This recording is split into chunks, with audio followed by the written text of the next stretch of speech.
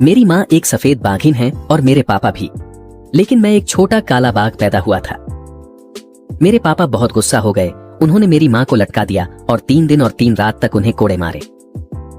फिर उन्होंने बगल के काले चिंपैंजी को पकड़ लिया और उसे 7 दिन और 7 रात तक यातना दी, लेकिन फिर भी वे यह पता नहीं लगा सके कि मेरे खून की जड़ कहां से आई है। गुस्से के एक दौरे में मेरे पापा घर छोड़कर चले गए और मुझे छोड़ दिया। मेरी माँ ने भी एक और शावक को जन्म दिया, मेरा छोटा भाई। लेकिन सच कहूं तो मुझे वह थोड़ा बेवकूफ सा लगता था। जिस दिन मेरी उम्र 1 महीना हुई, माँ बाघिन शिकार पर निकल गई। उन्होंने मुझे और मेरे छोटे भाई को, दोनों शावकों को, गुफा में खेलते हुए छोड़ दिया। मेरा छोटा भाई, जो बहुत शरारती है, गुफा से रेंगता हुआ बाहर निकल गया। हमारी बदकिस्मती से वहां से एक वयस्क काला भालू गुजर रहा था। दोनों ही शिकारी होने के नाते यह साफ था कि वह अपने प्रतिद्वंदी के शावक की जान नहीं बख्शेगा। काले भालू ने दहाड़ लगाई और मेरे छोटे भाई पर झपट पड़ा। मेरा छोटा भाई डर के मारे जड़ हो गया, 1 इंच भी नहीं हिला। उस नाजुक पल में मैं ही था जो दौड़ कर गया और उसे घसीटते हुए वापस गुफा में ले आया। आखिरकार माँ शेरनी ठीक समय पर लौट आईं और हम बाल बाल बच गए। अगर ऐसा न होता कि भले ही मेरा शरीर बाघ का है, लेकिन मेरी आत्मा, शायद मैं इस खतरों से भरे जंगल में बहुत पहले ही मर गया होता। इस घटना ने मुझे पूरी ताकत से यह चाहने पर मजबूर कर दिया कि मेरे पास खुद को बचाने की शक्ति हो। यही वह पल था जब सब कुछ शुरू हुआ। माँ बाघिन हमारे सामने लेट गई और अपना पेट दिखाया। शुरुआत में मैं ऐसा करने से मना कर रहा था, लेकिन जब मेरी माँ का गुनगुना दूध मेरे मुंह में गया तो एक गर्म लहर मेरे पूरे शरीर में दौड़ गई। मुझे ऐसा महसूस हुआ जैसे मैं फिर से जन्मा हूं। इसीलिए खाने के समय मैं अपने शरारती छोटे भाई से कहीं ज्यादा उत्साही था। कई महीनों की बढ़त के बाद मैंने महसूस किया कि मैं बाकी बाघों से अलग हूं। सबसे पहले मेरी भूख बहुत ज्यादा थी। मुझे हमेशा लगता था कि मेरा पेट कभी भरता ही नहीं। और दूसरा, मेरा आकार। मैं अपने भाई से कहीं ज्यादा तेजी से बढ़ रहा था। 5 महीने की उम्र में मेरा वजन पहले ही 40 किलो हो गया था, जबकि मेरा छोटा भाई मुश्किल से 20 किलो से ऊपर था। तभी हमने पहली बार मांस खाना शुरू किया। जब मैंने पहली बार जंगली सुअर का मांस खाया, उसके खून भरे स्वाद के साथ मेरे पेट में एक और भी तेज गर्मी की लहर दौड़ गई। फिर वह गर्मी मेरे पूरे शरीर में फैल गई। ऐसा लग रहा था कि मांस खाने से मेरी ताकत बढ़ रही है। 1 महीने बाद हमने आधा साल पूरा किया। माँ बाघिन ने हमें शिकार की तकनीकें सिखाना शुरू किया। अचानक माँ बाघिन की नजर ठंडी और तीव्र हो गई। ऐसा लग रहा था जैसे उसने कोई शिकार देख लिया हो। आगे एक झुंड चित्तीदार हिरणों का दिखाई दिया जो चर रहे थे। हर कुछ मिनटों में उनमें से एक सिर उठाकर निगरानी करता था। मैं चुपचाप लेटा रहा, माँ बाघिन को देखता रहा ताकि उसके अनुभव से सीख सकूं। हम तीनों हवा की दिशा में थे, इसलिए हिरण हमें सूंघ नहीं सकते थे। माँ बाघिन ने मुड़कर मुझे और मेरे भाई को इशारा किया कि हम शांत और स्थिर रहें। वह जमीन का फायदा उठाते हुए झुंड के पास रेंगती हुई गई। कुछ ही मिनटों में वह उनसे 100 मीटर से भी कम दूरी पर पहुंच गई। जैसे ही हिरणों ने अपनी सतर्कता थोड़ी कम की, माँ बाघिन बिजली की तरह झपट पड़ी। विस्फोटक ताकत के साथ उसने एक को पकड़ लिया और एक झटके में उसे गिरा दिया। उसने जल्दी से सही जगह ढूंढी और एक ही काट में उसे मार डाला। पूरे शिकार की प्रक्रिया 30 सेकंड से भी कम समय में खत्म हो गई। माँ बाघिन ने हिरण को हमारे पास घसीट कर लाया, अपनी मूंछों से खून चाटा, 2 कदम पीछे हटी और लेट गई। यह संकेत था कि पहले मैं और मेरा भाई खाएं। मेरा छोटा भाई, जो खून की गंध का आदी नहीं था, दूध की तलाश में रोने लगा। माँ बाघिन ने उसे जोरदार झापड़ मारा और अलग कर दिया। मेरा छोटा भाई रोता हुआ नाराज चेहरा बनाकर दूर चला गया, लेकिन मैं इसके विपरीत पहले ही दावत उड़ाने लगा था। अपना हिस्सा खाने के बाद भी मुझे भूख लगी थी, इसलिए हिम्मत जुटाकर मैं बाकी मांस के पास गया। माँ बाघिन ने बस एक गहरी गुर्राहट निकाली और फिर सिर घुमा लिया। इसे अनुमति समझकर मैंने हिरण का पूरा निचला हिस्सा चटकर डाला। उसी समय मेरे पेट से और भी ज्यादा गर्मी की एक लहर उठी। मुझे नहीं पता यह लहर क्या है, लेकिन जब भी यह मेरे शरीर में दौड़ती है, मैं खुद को ऊर्जा से भरा हुआ महसूस करता हूँ। अगले कुछ दिनों तक माँ बाघिन हमारे साथ गुफा के सामने जमीन पर खेल खेल में लड़ाई करती थी। इस तरह हम अपनी शिकार और रक्षा की क्षमताओं का अभ्यास करते थे। दिन इसी तरह बीतते गए, शांत लेकिन गंभीर। फिर एक दिन जब हम तीनों शिकार से लौट रहे थे, हमने ठीक अपने सामने एक गहरी और डरावनी दहाड़ सुनी। वह एक विशाल अनजान नर बाघ था। माँ तुरंत सतर्क हो गई। वह एक ऊंची जगह पर कूद गई ताकि आसपास का निरीक्षण और खोज कर सके, जबकि मेरा भाई अपनी जगह पर जड़ हो गया। वह डर के मारे कांप रहा था। उस अनजान बाघ के आने के बाद मैं पूरी रात एक पल भी नहीं सो सका। पहली बार मुझे बाहरी दुनिया से एक बहुत बड़ा खतरा महसूस हुआ। हमें सुरक्षित रखने के लिए माँ ने हमारे सैकड़ों किलोमीटर के इलाके की गश्त करना शुरू कर दिया। यह एक बहुत ही खतरनाक संकेत था। लगातार कई दिनों तक माँ ने हमें अपने साथ बाहर नहीं जाने दिया। कई दिनों तक गश्त करने के बाद उसे उस अनजान नरबाघ का कोई और निशान नहीं मिला। तभी माँ ने राहत की सांस ली और हमें फिर से शिकार पर ले गई। यहाँ तक कि एक दिन कुछ बहुत ही असामान्य हुआ। जब हम शिकार कर रहे थे तो हमें 300 किलोग्राम से भी भारी एक नर भालू मिला, लेकिन उसे पहले ही खा लिया गया था। सिर्फ सिर और कंकाल ही बाकी थे। लाश के पास एक विशाल और स्पष्ट बाघ के पंजे का निशान था। इससे उस अनजान नरबाघ की ताकत की पुष्टि होती थी। माँ घबराई हुई पास गई और जांचने लगी। यहाँ तक कि उसके लिए भी इतने बड़े भालू को मारना गंभीर चोटों के बिना संभव नहीं था।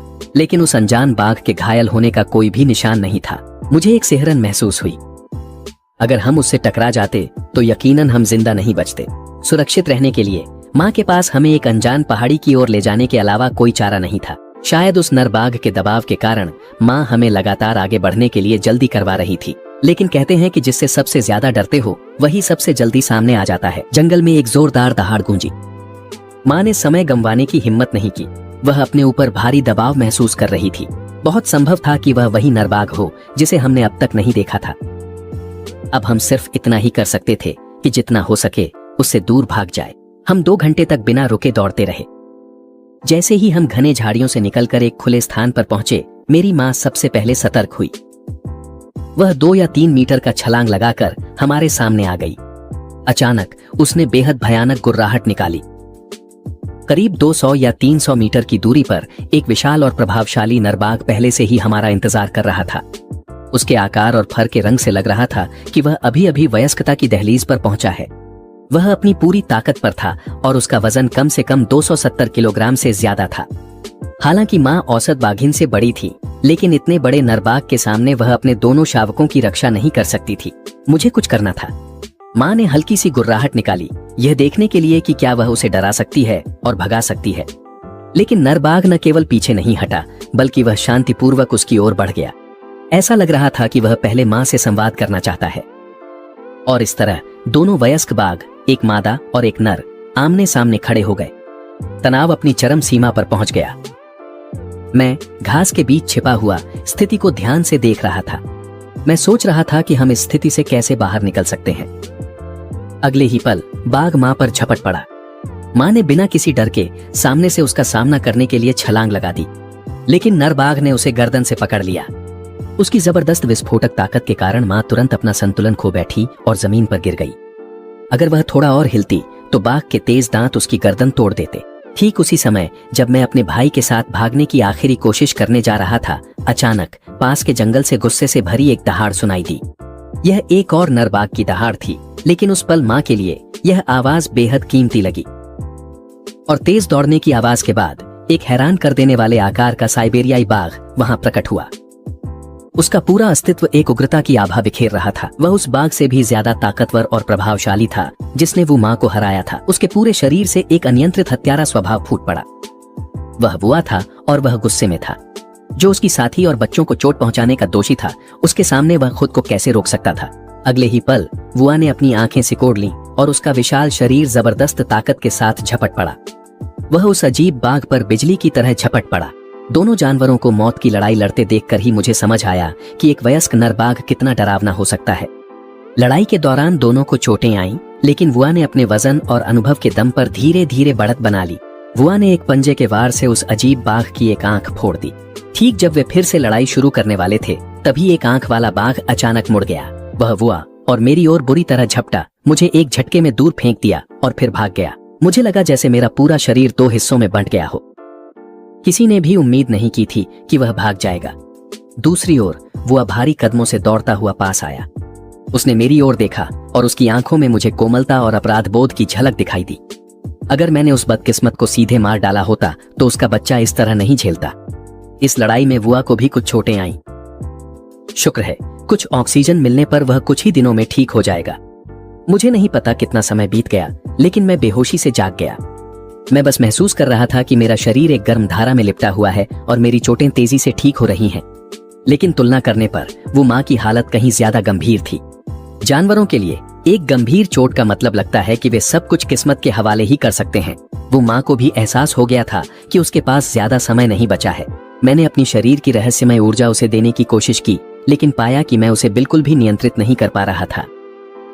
मैंने अपने चारों ओर के जंगल को देखा और अचानक मेरे दिमाग में एक विचार आया। शायद मैं आंतरिक चोटों के इलाज के लिए औषधीय जड़ी बूटियां ढूंढ सकता था। ज्यादातर दवाइयां जो इंसान इस्तेमाल करते हैं वे जानवरों पर भी असर करती हैं। अभी गर्मी की शुरुआत है और बारिश भरपूर हो रही है। कई औषधीय जड़ी बूटियां अब भी अंकुरित हो रही हैं और बढ़ रही हैं। अगर मैं कई साल पुराना जंगली जिनसेंग ढूंढ पाता तो वह सबसे अच्छा होता। वुआ का इलाका वनस्पति और जीव जंतुओं से काफी समृद्ध है। मुझे 2 छोटी जिनसेंग की पौधियां ढूंढने में ज्यादा समय नहीं लगा। वो माँ ने उन्हें खा लिया और जैसा कि उम्मीद थी उसकी चोटें बेहतर हो गईं। इसलिए वुआ ने मेरे भाई वूडी और मुझे शिकार पर ले जाना शुरू कर दिया।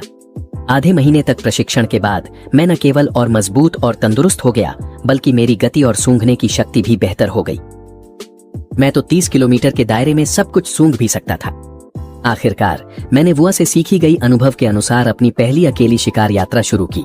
मैंने गुफा से लगभग 10 किलोमीटर दूर शिकार के लिए सबसे अच्छी जगह चुनी। मैंने एक छोटी सी ऊंची टीला ढूंढा। यहाँ से दृश्य बहुत विस्तृत था और घास ऊंची और घनी थी, जिससे मुझे देख पाना मुश्किल था। मैं झाड़ियों में दुबक गया और इंतजार करने लगा। छोटे छोटे जानवरों की लहरें नाले के किनारे आती जाती रहीं। आखिरकार जंगली सुअरों का एक झुंड आ पहुंचा। मैंने एक फैसला किया। जंगली सुअर बहुत तेजी से बढ़ते हैं और वयस्कों को छोड़कर बाकी से मैं निपट सकता हूं। इस झुंड में 3 वयस्क जंगली सुअर थे।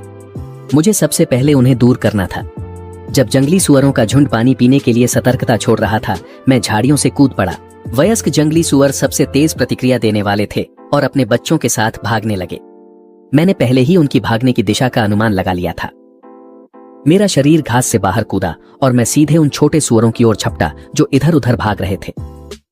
एक ने मुझे चकमा देने के लिए अचानक मोड़ लिया, लेकिन मैंने तो जानवरों की दुनिया पर डॉक्यूमेंट्री देखी है, मैं कैसे धोखा खा सकता था। जैसे ही उसने मोड़ लिया, मैंने उसी गति का फायदा उठाकर उसे काट लिया, ठीक उसी वक्त जब वह छोटा सुअर मुझ पर झपटा था। खून का स्वाद तुरंत ही मेरे मुंह में फैल गया। मैंने मरी हुई शिकार को एक तरफ फेंक दिया। मैं बाकी को पकड़ने के लिए दौड़ा। फसल बुरी नहीं रही। मांसाहार के दौरान मैं अपने मांसपेशियों और हड्डियों में बदलाव महसूस कर सकता था। वे न सिर्फ और मजबूत हो गए, बल्कि मेरी गति भी बढ़ गई थी। मेरी प्रतिक्रिया अन्य जानवरों की तुलना में कई गुना तेज थी। बहुत संभव है कि ये बदलाव मेरे शरीर के भीतर मौजूद रहस्यमयी ऊर्जा से आ रहे हों। अगर मैं इस ऊर्जा का इस्तेमाल खुद को मजबूत करने के लिए करता रहा, तो जब मैं सच में बड़ा हो जाऊंगा, मेरी ताकत और गति की कोई कल्पना भी नहीं कर सकता। ठीक उसी समय जब मैं मुंह में एक सुअर का बच्चा दबाए लौट रहा था, अचानक सामने की झाड़ियों से एक अनजाना गंध आई और वे कम नहीं थे। इसके तुरंत बाद कई भूरे भेड़िए दौड़ते हुए बाहर आ गए। उनका नेतृत्व करने वाला अल्फा भेड़िया मुझसे थोड़ा छोटा था, लेकिन उनकी संख्या बहुत थी। वे तो कुछ छोटे बच्चों को भी साथ लाए थे। आखिर एक भेड़ियों का झुंड अपने पूरे परिवार के साथ किसी बाग के इलाके में क्यों आकर बसता? मैं थोड़ा उलझन में था, लेकिन मुझे डर नहीं था। अल्फा भेड़िए ने सबसे पहले आसमान की ओर भौंककर चेतावनी दी। मैं उन्हें नजरअंदाज करना चाहता था, लेकिन यह हुबाओं का इलाका है। वे अपने पूरे परिवार के साथ यहाँ घुस आए थे। एक युवा मालिक होने के नाते मेरा फर्ज है कि मैं अपने पिता की मदद करूं और इन घुसपैठियों को सबक सिखाऊं। तुरंत ही एक गहरा और शक्तिशाली दहाड़ भेड़ियों के झुंड की ओर गूंज उठा। भेड़िए स्वाभाविक रूप से डर गए, लेकिन जब उन्होंने देखा कि मैं अभी वयस्क नहीं हूं और मेरी पकड़ी हुई शिकार पर ध्यान दिया, तो उनका डर पल भर में गायब हो गया। उन्होंने अपने दांत दिखाए और मरने मारने की मुद्रा में आ गए। मैं उन्हें यह बर्दाश्त नहीं करने वाला था। मैंने दोनों शिकार जमीन पर रख दिए। मैंने एक शिकार को अपने पंजे से पकड़ा और झुंड की गुस्से भरी नजरों के सामने उसे फाड़कर खाने लगा। मैं दोनों सुअरों को कुछ ही निवालों में खा सकता था, लेकिन मैंने उन्हें धीरे धीरे उनके सामने फाड़ना और खाना तय किया ताकि उकसावे की हद तक ले जाऊं। अल्फा भेड़िया साफ तौर पर घबरा गया। अगर उसने कुछ नहीं किया तो उसके अधीनस्थों के मन में और विचार आ सकते थे। उसने आदेश दिया और बाकी ग्रे भेड़ियों ने अब हिचकिचाना छोड़ दिया। कुछ मादा भेड़ियों ने बच्चों की रक्षा की और उन्हें दूर छुपा दिया। बाकी भेड़िए फैल गए और मुझे घेर लिया। बाघ और भेड़ियों के बीच की लड़ाई बस शुरू होने ही वाली थी। मैंने अल्फा भेड़िए पर नजर गड़ाई और उस पर झपट पड़ा। झुंड को उम्मीद नहीं थी कि मैं पहले हमला करूंगा। जब तक वे प्रतिक्रिया करते तब तक अल्फा भेड़िए को उसके पंजे के एक ही वार से उड़ा दिया गया था। मेरे पीछे आ रहे भेड़िए मुझ तक पहुंच गए और मेरी पीठ पर काटने लगे। मुझे कई घाव लगे, जिससे मेरी पशु प्रवृत्ति तुरंत जागृत हो गई। मैंने मुझ पर हमला कर रहे भूरे भेड़ियों में से एक को पकड़ा और अपनी पूरी ताकत से उसकी गर्दन पर काट लिया। दरार। मैंने इसे एक ही बार में काट कर तोड़ दिया। मैंने महसूस किया जैसे मेरे अंदर अचानक एक शक्तिशाली ताकत फूट पड़ी हो। मेरा आक्रमण शक्ति तुरंत ही एक स्तर ऊपर बढ़ गया।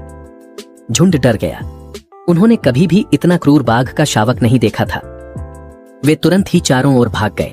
मैं वापस गुफा में गया और भेड़िए की लाश को जमीन पर फेंक दिया। मैंने अपने पापा और मम्मी को खुशी खुशी दहाड़कर बताया कि क्या हुआ था। जैसे ही पापा बाघ ने सुना, वह एक छलांग में बाहर निकल गए। क्षेत्र के मालिक होने के नाते वह बर्दाश्त नहीं कर सकते थे कि कोई उनके बेटे से उलझे। जब मैंने अपने पापा को दूर जाते देखा तो मेरे अंदर एक गहरी गर्माहट महसूस हुई। मेरा बाघ भाई इसे समझ नहीं पा रहा था। हम भी तो बाघ हैं। फिर तुम इतने अद्भुत क्यों हो? लगभग 1 घंटे बाद पापा लौट आए। वह अपने साथ कई अल्फा भेड़ियों की लाशें लेकर आए थे। फिलहाल हुबाओ के यहाँ होने से हमें न तो खाने की कमी है और न ही आश्रय की, लेकिन ये शांतिपूर्ण दिन ज्यादा देर तक नहीं चलेंगे। साइबेरियाई बाघ एक अकेला शिकारी है और साथ ही खाद्य श्रृंखला की चोटी का राजा भी है। यहाँ तक कि हमारी माँ, जिसने हमें पाला है, वह भी जब हम बड़े हो जाएंगे तो हमें छोड़ देगी। उसने बिना झिझक हमें बाहर निकाल दिया। शाम होते ही जब पापा और मम्मी बाघ सो गए, मैं चुपके से गुफा से बाहर निकल गया। अगले ही पल मेरा छोटा भाई भी मेरे पीछे आ गया और थोड़ी दूर चलने के बाद हम घास के एक खुले मैदान में पहुंच गए। अचानक हमें एक अजीब सी चीख सुनाई दी। आगे जाकर एक लिंक्स बर्फीली खरगोश का शिकार कर रहा था। आमतौर पर बाघ के इलाके में ग्रे भेड़ियों जैसे शिकारी नहीं होने चाहिए, लेकिन कुछ ही दिनों में हम कई बार उनसे टकरा चुके हैं। क्या जंगल में कुछ अजीब हो रहा है? शायद अब पापा को याद दिलाने का समय है कि वे अपने इलाके की गश्त करें। गुफा में वापस आकर मैंने पापा को वह बालों का गुच्छा दिखाया जो मैं लाया था। वह तुरंत गुस्से में आ गए। उनकी सारी सुस्ती गायब हो गई और वह बेहद प्रभावशाली लगने लगे। वह बेसब्री से इलाके की गश्त करने निकल पड़े। मैंने कुछ पल सोचा और उन्हें फॉलो करने का फैसला किया। मेरा छोटा भाई, जो पहले से ही थोड़ा थका हुआ था, ने भी कोशिश की और हमारे पीछे आ गया। पापा का इलाका बहुत बड़ा है, इतना बड़ा कि वे उसे 10 दिन या आधे महीने में भी पूरी तरह गश्त नहीं कर पाते। पापा को जंगल में उस शांत और आत्मविश्वासी चाल के साथ चलते देखना मुझे सिखाता है कि असली राजा का रुतबा क्या होता है। पापा सबसे बड़े पेड़ों के तनों पर अपनी पेशाब छिड़कते हैं, जिससे वे अपना इलाका चिन्हित करते हैं और साथ ही घुसपैठियों को चेतावनी देते हैं कि इस जगह का मालिक पहले से है।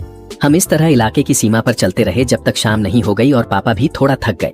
जैसे ही पापा को छांव वाली जगह मिली जहां वे आराम कर सकते थे, आगे से एक जोरदार दहाड़ सुनाई दी। पापा ने गहरी नजरों से आगे की ओर देखा, जैसे उन्होंने कुछ महसूस कर लिया हो। वे खड़े हो गए।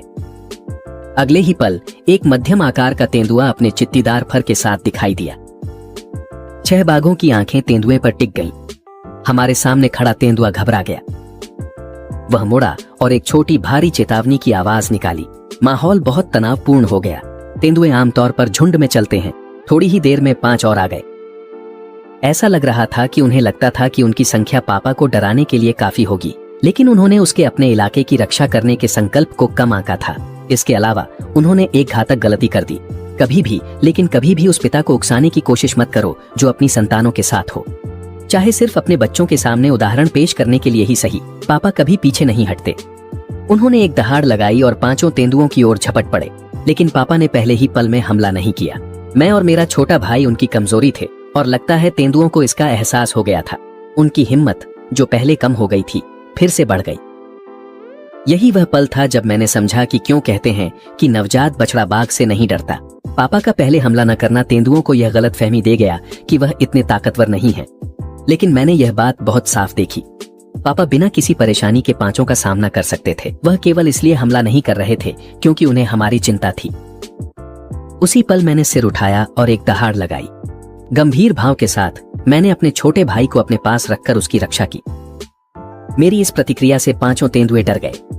उन्हें उम्मीद नहीं थी कि एक शावक इतना आक्रामक हो सकता है। पापा शायद मेरी बात समझ गए थे। अगले ही पल वे हवा की तरह तेजी से हिले और 5 तेंदुओं पर टूट पड़े। पापा ने बिना हिचकिचाए सबसे पास वाले तेंदुए को पकड़ लिया और उसे काटने और फाड़ने लगे। एक बार जब वे लड़ाई के मोड़ में आ गए तो उनके शरीर से निकलने वाला दबाव इतना जबरदस्त था कि मैं खुद भी डर गया। पांचों तेंदुए डर के मारे पीले पड़ गए। पहली ही भिड़ंत में पापा ने एक तेंदुए को एक ही पंजे के वार से उड़ा दिया और दूसरे की पिछली टांग काट ली। जो बाकी बचे थे वे इतने डर गए थे कि एक पल भी रुकने की हिम्मत नहीं कर सके। वे सब घबराकर भाग खड़े हुए। पापा एक पल के लिए झिझके, लेकिन फिर तय किया कि उनका पीछा नहीं करेंगे। वे मेरे पास आकर मुझसे सट गए और फिर मेरे छोटे भाई की पेशानी चाटने लगे। ये साफ था कि पापा मेरे व्यवहार से बहुत संतुष्ट थे। आखिरकार जैसा बाप वैसा बेटा, मेरा व्यवहार उन्हें गर्व से भर गया था। इसके बाद पापा ने तेंदुए के शरीर को अपने मुंह में पकड़ा और पूरे वेग से इलाके की सीमा की ओर दौड़ पड़े ताकि अपनी पेशाब से उसे चिन्हित कर सकें। यह घुसपैठियों के लिए सबसे प्रभावी चेतावनी है। 10 मिनट से ज्यादा बीत गए। पापा टाइगर अपने मजबूत और आत्मविश्वासी कदमों के साथ लौटे। उनके मुंह में कई शिकार थे जिनकी गर्दन टूटी हुई थी। अब लूट का आनंद लेने का समय था। पापा टाइगर ने सबसे मोटा शिकार चुना और खाने लगे। मैंने अपने छोटे भाई को एक छोटा एल्क चुनने के लिए ले गया। सांझ की रोशनी में हम तीनों, पिता और बेटे की परछाइयां बहुत लंबी हो गई थीं, जैसे यह संकेत दे रही हो कि साइबेरियाई बाघों का एक शक्तिशाली और युवा परिवार उभर रहा है। आज 5 युवा तेंदुओं से हुई मुलाकात ने मुझे ताकतवर की ही चलने वाली जंगल की कानून को और बेहतर समझा दिया। आज निश्चिंत जीवन जीना सिर्फ पापा टाइगर की सुरक्षा की वजह से ही संभव है। लेकिन मुझे पता है कि एक दिन मुझे जाना ही होगा। मुझे जितनी जल्दी हो सके और मजबूत बनना होगा। एक और रात बीत गई और पापा टाइगर हमें फिर से इलाके की गश्त पर ले गए। गश्त के दौरान हमने देखा कि सीमा रेखा में बदलाव किया गया था। बहुत गंभीर रूप से नहीं, लेकिन मोटे तौर पर इलाके की सीमाओं पर 20 से ज्यादा जगहों पर घुसपैठ के संकेत थे। यह संख्या मुझे थोड़ी चिंता देने लगी। निश्चित रूप से पड़ोसी क्षेत्रों में कुछ ऐसा हुआ था जिसने उन जीवों को प्रवास करने के लिए मजबूर कर दिया। आगे चलकर पापा टाइगर की गुफा थी। कुछ दिनों तक बाहर रहने के बाद मुझे उस यात्री की तरह घर लौटने की तड़प महसूस हुई जो अपने घर की याद में डूबा रहता है। गुफा में लौटने पर पापा टाइगर रास्ते में शिकार किए गए एक सिका हिरण के साथ मम्मी टाइगर के पास आए। उन्होंने उसे उसके सामने ऐसे रखा जैसे उसे खुश करने का इशारा कर रहे हों। उस समय मुझे समझ आया कि पापा टाइगर ने यह सुनिश्चित कर लिया था कि इलाका सुरक्षित है और मम्मी टाइगर हमें वापस हमारे अपने घर ले जाने की तैयारी कर रही थी।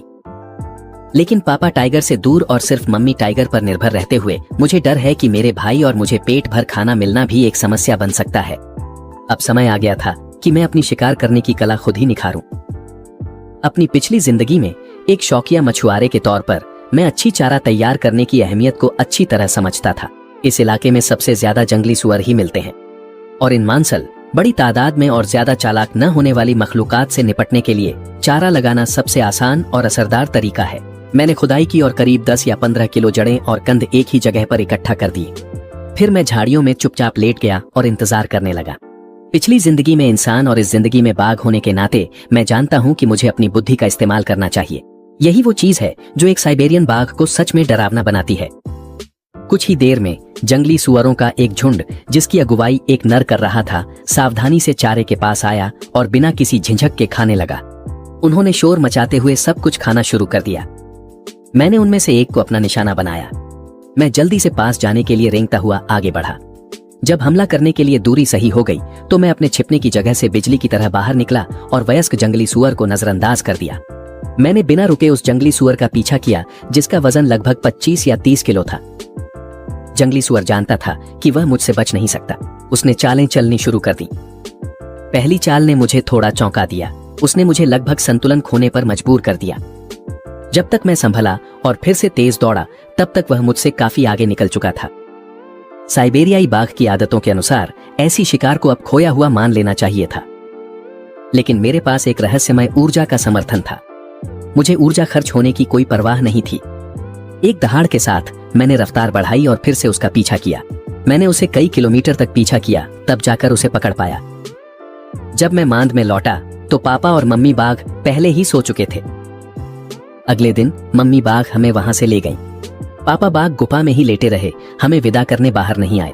उसके लिए यह उसकी लंबी बाघ जीवन में सिर्फ एक छोटा सा प्रसंग था। लेकिन जैसे ही हम मम्मी बाघ के इलाके में दाखिल हुए, कुछ गड़बड़ थी। जमीन पर हमारी ही प्रजाति के बेतरतीब पैरों के निशान थे। वे एक बाघिन और उसके 3 शावकों के थे। मम्मी बाघ जंगल में घूम रही थीं और बीच बीच में दहाड़ रही थीं। वह घातक गुस्से से भरी हुई थी। उसकी आंखों को और कुछ नहीं दिख रहा था, वह बस घुसपैठियों को ढूंढना चाहती थी। भले ही वह दूसरी बाघिन भी अपने बच्चों की देखभाल कर रही थी, मम्मी बाघिन दया नहीं जानती। गुफा से 10 किलोमीटर से भी ज्यादा दूर उसे फिर से दूसरी बाघिन के पैरों के निशान मिले, जो एक वयस्क हिरण की लाश के पास थे। मम्मी बाघिन बहुत गुस्से में थी। यह ऐसा था जैसे कोई अजनबी तुम्हारे घर में घुस आए, न सिर्फ सब कुछ अस्त व्यस्त कर दे, बल्कि ढेर सारी बदबूदार गंदगी भी छोड़ जाए। वह गुस्से में दहाड़ती हुई चल रही थी, जैसे कोई पागल सड़क पर चिल्ला रहा हो। सांझ होते होते मम्मी बाघिन ने दहाड़ना बंद कर दिया। उसने चुपचाप अपने आसपास देखने के लिए एक ऊंची जगह ढूंढी। उसने अपनी सुनने की शक्ति तेज कर ली। अचानक उसकी नजर सख्त हो गई और वह एक दिशा में चल पड़ी। अचानक मुझे हल्की सी दहाड़ सुनाई दी। करीब 200-300 मीटर की दूरी पर जंगल की घाटी में एक थोड़ी कमजोर दिखने वाली बाघिन हमें देख रही थी। दोनों मादाओं की नजरें तुरंत आपस में टकरा गईं। मम्मी बाघिन ने लगातार कई दहाड़ें लगाईं। दूसरी बाघिन भी पीछे नहीं रही और उसने जवाब दिया, जब दो बाघ मिलते हैं तो कहने के लिए कुछ नहीं होता, वे सीधे लड़ाई के लिए बढ़ जाते हैं। वे दो घरेलू बिल्लियों की तरह लग रही थीं, जो एक दूसरे पर पंजे मार रही थीं। फिर वे एक दूसरे को काटती और जमीन पर लौटपोट हो जाती। हालांकि यह दृश्य नर बाघों की लड़ाई जितना भव्य नहीं था, लेकिन उतना ही खूनी और क्रूर था। थोड़े ही समय में दोनों बाघिनें घायल हो गई थीं। आक्रमणकारी स्पष्ट रूप से कमजोर स्थिति में थी। मां बाघिन के आकार की तुलना में वह काफी छोटी थी। हालांकि उसने पूरी ताकत से लड़ाई की, लेकिन हार से बच नहीं सकी। मां बाघिन ने एक ही झटके में उसे गिरा दिया और अपनी तेज दांतों से उसे बेरहमी से काट लिया। अपनी मां को हारते देख छिपे हुए तीनों शावक खुद को बाहर भागने से रोक नहीं सके। वे अपनी मां के साथ दौड़ पड़े और बच्चों जैसे दहाड़ने लगे। वे जितना हो सके डरावने दिखने की कोशिश कर रहे थे, इस उम्मीद में कि मां बाघिन डर जाए। शायद शावकों के इस व्यवहार से भावुक होकर आगे बढ़ रही मां बाघिन ने हमला जारी नहीं रखा। सभी जीवों में भावनाएं होती हैं और माओं के बीच तो और भी ज्यादा। कुछ देर बाद जमीन पर पड़ी बाघिन ने थोड़ी ताकत वापस पा ली। उसने अपने पंजों के सहारे खड़े होने की कोशिश की। मां बाघिन ने सोचा कि वह अभी भी हार मानने वाली नहीं है। उसकी नजर फिर से तेज हो गई और वह दोबारा हमला करने के लिए तैयार होने लगी। लेकिन घुसपैठिया बाघिन शायद जानती थी कि विरोध करने के क्या परिणाम हो सकते हैं। मां बाघिन की नजरों के सामने वह जमीन पर लेट गई। मां बाघिन का भाव थोड़ा शांत हो गया, क्योंकि उसकी प्रतिद्वंद्वी ने अपनी रानी का अभिमान छोड़ दिया था। वह न तो उसे और न ही उसके बच्चों को मार डालेगी, लेकिन उन्हें अपने क्षेत्र से बाहर निकालना तय था। मां बाघिन तभी शांत हुई जब उसने अपनी आंखों से उन्हें अपने क्षेत्र को छोड़ते हुए देख लिया। आज का दृश्य मां बाघिन को सतर्क अवस्था में छोड़ गया। उस घुसपैठिया बाघिन से या तो किसी लड़ाई में उसका इलाका छीन लिया गया था, या उसके नर के साथ कुछ हो गया था। उसके लिए 3 शावकों को अकेले पालना बहुत मुश्किल होगा। यहाँ तक कि अगर मां बाघिन दयालु भी रही तो भी वे ज्यादा दिन जीवित नहीं रह पाएंगे। अगले कुछ दिनों में अपनी मां के साथ क्षेत्र की निगरानी करने के अलावा मैं उसके खाने लाने का इंतजार करता रहता था। अगर हम इस सर्दी को पार कर अगले साल तक जीवित रह गए तो मैं खुद को एक असली बाघ मान सकता था। हर रात मैं चुपके से बाहर निकलकर व्यायाम करता था। मैं अपनी पिछली जिंदगी की योजना की नकल करता था। रात और सुबह दौड़ता था और साथ ही पेड़ों पर भी चढ़ता था। मैं अपनी मांसपेशियों और अपने अंगों की विस्फोटक ताकत का अभ्यास करता था। अगर रास्ते में मुझे जंगली जिनसेंग मिल जाता तो मैं उसे बिना झिझक अच्छी तरह चबा लेता था। बिल्कुल, जब मैं अभ्यास करता था तो अक्सर अपने भाई को भी अपने साथ घसीट लाता था। और ठीक उसी समय मम्मी बाघिन के इलाके की सीमा पर एक मजबूत और तगड़ा नरबाघ अकड़ते हुए आ पहुंचा। वह पापा बाघ थे। वह अपने ही इलाके को पार करके हम दोनों भाइयों से मिलने आए थे। ठीक उसी समय जब पापा बाघ मुझसे स्नेह जताने के लिए मेरी फर से रगड़ रहे थे, मैंने हैरानी से उनके सीने पर पंजे का एक निशान देखा। यह वही निशान था जो शायद किसी दूसरे नरबाघ ने उन्हें दिया था। बाद में पापा बाघ ने हमें बताया कि क्या हुआ था। वह बाघ जो उनके इलाके के पास का प्रभुत्वशाली बाघ था, उसे एक वयस्क भालू बाघ ने मार डाला और उसका इलाका अपने कब्जे में ले लिया। इसी वजह से पहले इतनी सारी जीव जंतु डर के मारे भाग रहे थे। मुझे लगता है कि वह बाघिन जिसने पहले हमारे इलाके में घुसपैठ की थी, शायद उसने अपना साथी और घर खो दिया था। इसीलिए वह मम्मी बाघ के पास खाना ढूंढने आई थी। पापा बाघ, लगता है वह पहले ही नए आए बाघ से लड़ चुकी है। वे दोनों किसी समझौते पर पहुंचे और वह यहाँ भागती हुई आ गई। ये साफ था कि उन्हें चिंता थी कि वह नया बाघ हमें भी झगड़े के लिए ढूंढता हुआ आ सकता है। आखिरकार चाहे मम्मी बाघ कितनी भी ताकतवर क्यों न हो, वह इतने बड़े बाघ से नहीं जीत सकती थी। पापा बाघ हमें मम्मी बाघ के इलाके की निगरानी के लिए ले गए। उन्होंने मम्मी बाघ को कई चेतावनियां दी, जैसे कि अगर वह नए बाघ से आमना सामना कर ले जब वह पापा बाघ वहाँ न हो तो क्या करना है, उसे तुरंत भाग जाना चाहिए था। जब हम मम्मी बाघ के इलाके की सीमा पर पहुँचे तो पापा बाघ ने पूरी सीमा की निगरानी की लेकिन उसे अपना ताकतवर प्रतिद्वंद्वी कहीं नहीं दिखा। लेकिन जब हम एक ढलान पर चढ़े तो हमें कुछ अजीब नजर आया। एक साइबेरियन बाघ के शावक की लगभग सड़ चुकी लाश। ऐसा लग रहा था कि यह उसी बाघिन का शावक था जिसने हमारे इलाके में घुसपैठ की थी। यहां तक कि शक्तिशाली साइबेरियन बाघों के भी कमजोरी और बेबसी के पल होते हैं। एक मरा हुआ शावक इस बात का संकेत था कि बाघिन और उसका दूसरा शावक शायद इससे बेहतर किस्मत वाले नहीं होंगे। पापा बाघ ने बदबू को सहन किया और आसपास के इलाके में तलाश की। अचानक लगभग 2 किलोमीटर दूर जंगल में उतनी ही भव्य एक आकृति दिखाई दी जो उसे घूर रही थी। पापा बाघ ने तुरंत चेतावनी भरी दहाड़ लगाई। उस नर बाघ के चेहरे पर एक लंबा निशान था जो माथे से लेकर नाक तक जाता था। ऐसा लगता है कि पापा बाघ की उससे पहले भी लड़ाई हो चुकी थी। वह न तो जीता न ही हारा। पड़ोसी इलाके के बाघ ने हम सबको बेरुखी से देखा और फिर जंगल में अंदर की ओर मुड़ गया, जैसे कह रहा हो, तुम मुझसे मत उलझो, मैं तुमसे नहीं उलझूंगा। इलाके की सीमा की गश्त करने के बाद वापसी के रास्ते का माहौल कुछ उदास सा था। शायद पड़ोसी बाघ के दबाव के कारण पापा बाघ भी सोच में पड़ गए थे। इस इलाके में पहले एक बूढ़ा बाघ रहता था। वह मेरे युवा पिता से कोई झगड़ा नहीं करता था, लेकिन अब जब यहाँ नया मालिक आ गया था तो मम्मी बाघिन पर दबाव कहीं ज्यादा था और पापा बाघ को भी समझ नहीं आ रहा था कि क्या करें। आखिरकार क्योंकि दूसरा बाघ सीधे आकर उकसाने नहीं आया था, उसे हमला करने का कोई कारण नहीं था। हालांकि ठीक जब हम गुफा के पास पहुंचने वाले थे, मैंने दूर से किसी के घास पर चलने की आवाज साफ साफ सुनी। मैंने पापा बाघ और मम्मी बाघिन की ओर देखा और ऐसा लग रहा था कि उन्होंने वह आवाज नहीं सुनी थी। उसी पल मेरे दिमाग में एक विचार आया। हाल ही में मैं खुद को पहले से कहीं ज्यादा ताकतवर महसूस कर रहा हूँ। यह उसे आजमाने का अच्छा मौका था। इसी बहाने मैं अपने भाई को भी साथ ले गया। आखिरकार हम लगभग घर पहुंच ही गए थे। कोई खतरा नहीं था। उस हल्की सी आवाज का पीछा करते हुए मैं अपने भाई के साथ चुपचाप आगे बढ़ा।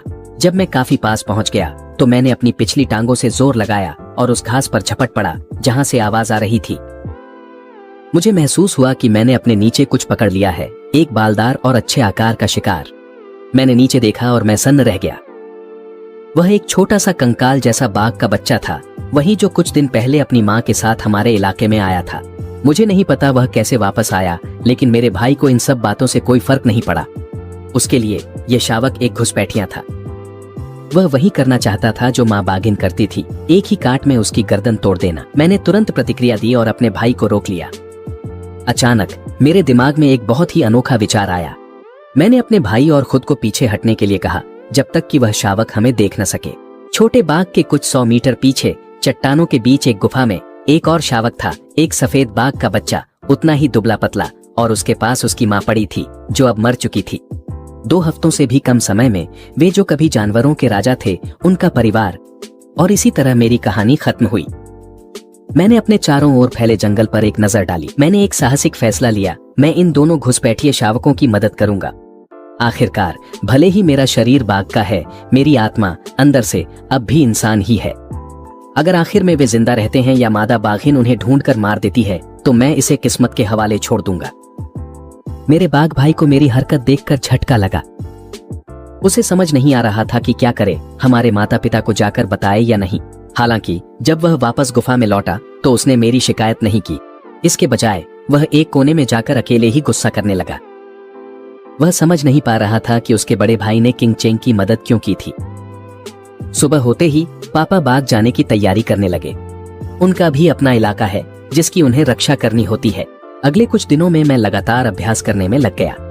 धीरे धीरे मैं अपने दम पर बड़ी शिकार को सफलतापूर्वक पकड़ने में सक्षम होने लगा। अपने शरीर की रहस्यमय ऊर्जा के साथ साथ पहाड़ के जंगली जिनसेंग की जड़ों को कभी कभी चबाने से मेरा वर्तमान शरीर मजबूत होने लगा है। शिकार और जीवित रहने के मामले में मुझे लगता है कि अभी भी मुझे बहुत कुछ सीखना है। मेरे पास इंसान की बुद्धि और सोचने का तरीका है और साथ ही साइबेरियन बाघ जैसा मजबूत शरीर भी है। अगर मैं दोनों को मिलाऊं तो एक मजबूत और क्रूर साइबेरियन बाघ, लेकिन इंसान की बुद्धि के साथ मुझे इस जंगल की चोटी पर राज करना चाहिए, है ना? इस दौरान माँ बाघिन जो खाना मुझे देती थी, उसमें से जो मैं खुद शिकार करता था, जब भी मौका मिलता मैं वह चुपके से उन दोनों शावकों को दे देता था। लेकिन जो बात मुझे सिरदर्द देती थी वो थी शिकार की तकनीकें, जो हमेशा पिता से बेटे या माँ से बेटे को सिखाई जाती हैं। इन दोनों शावकों को देर सवेर सीखना ही पड़ेगा। लगता है यह जिम्मेदारी भी मुझे ही निभानी होगी। खाना, प्रशिक्षण करना, शिकार करना और 2 अनाथों को खिलाना, यही सब मेरी रोजमर्रा की जिंदगी में शामिल था। कुछ समय के प्रशिक्षण और असली अनुभव के बाद मेरी चाल ढाल और आभा रातों रात बदल गई थी।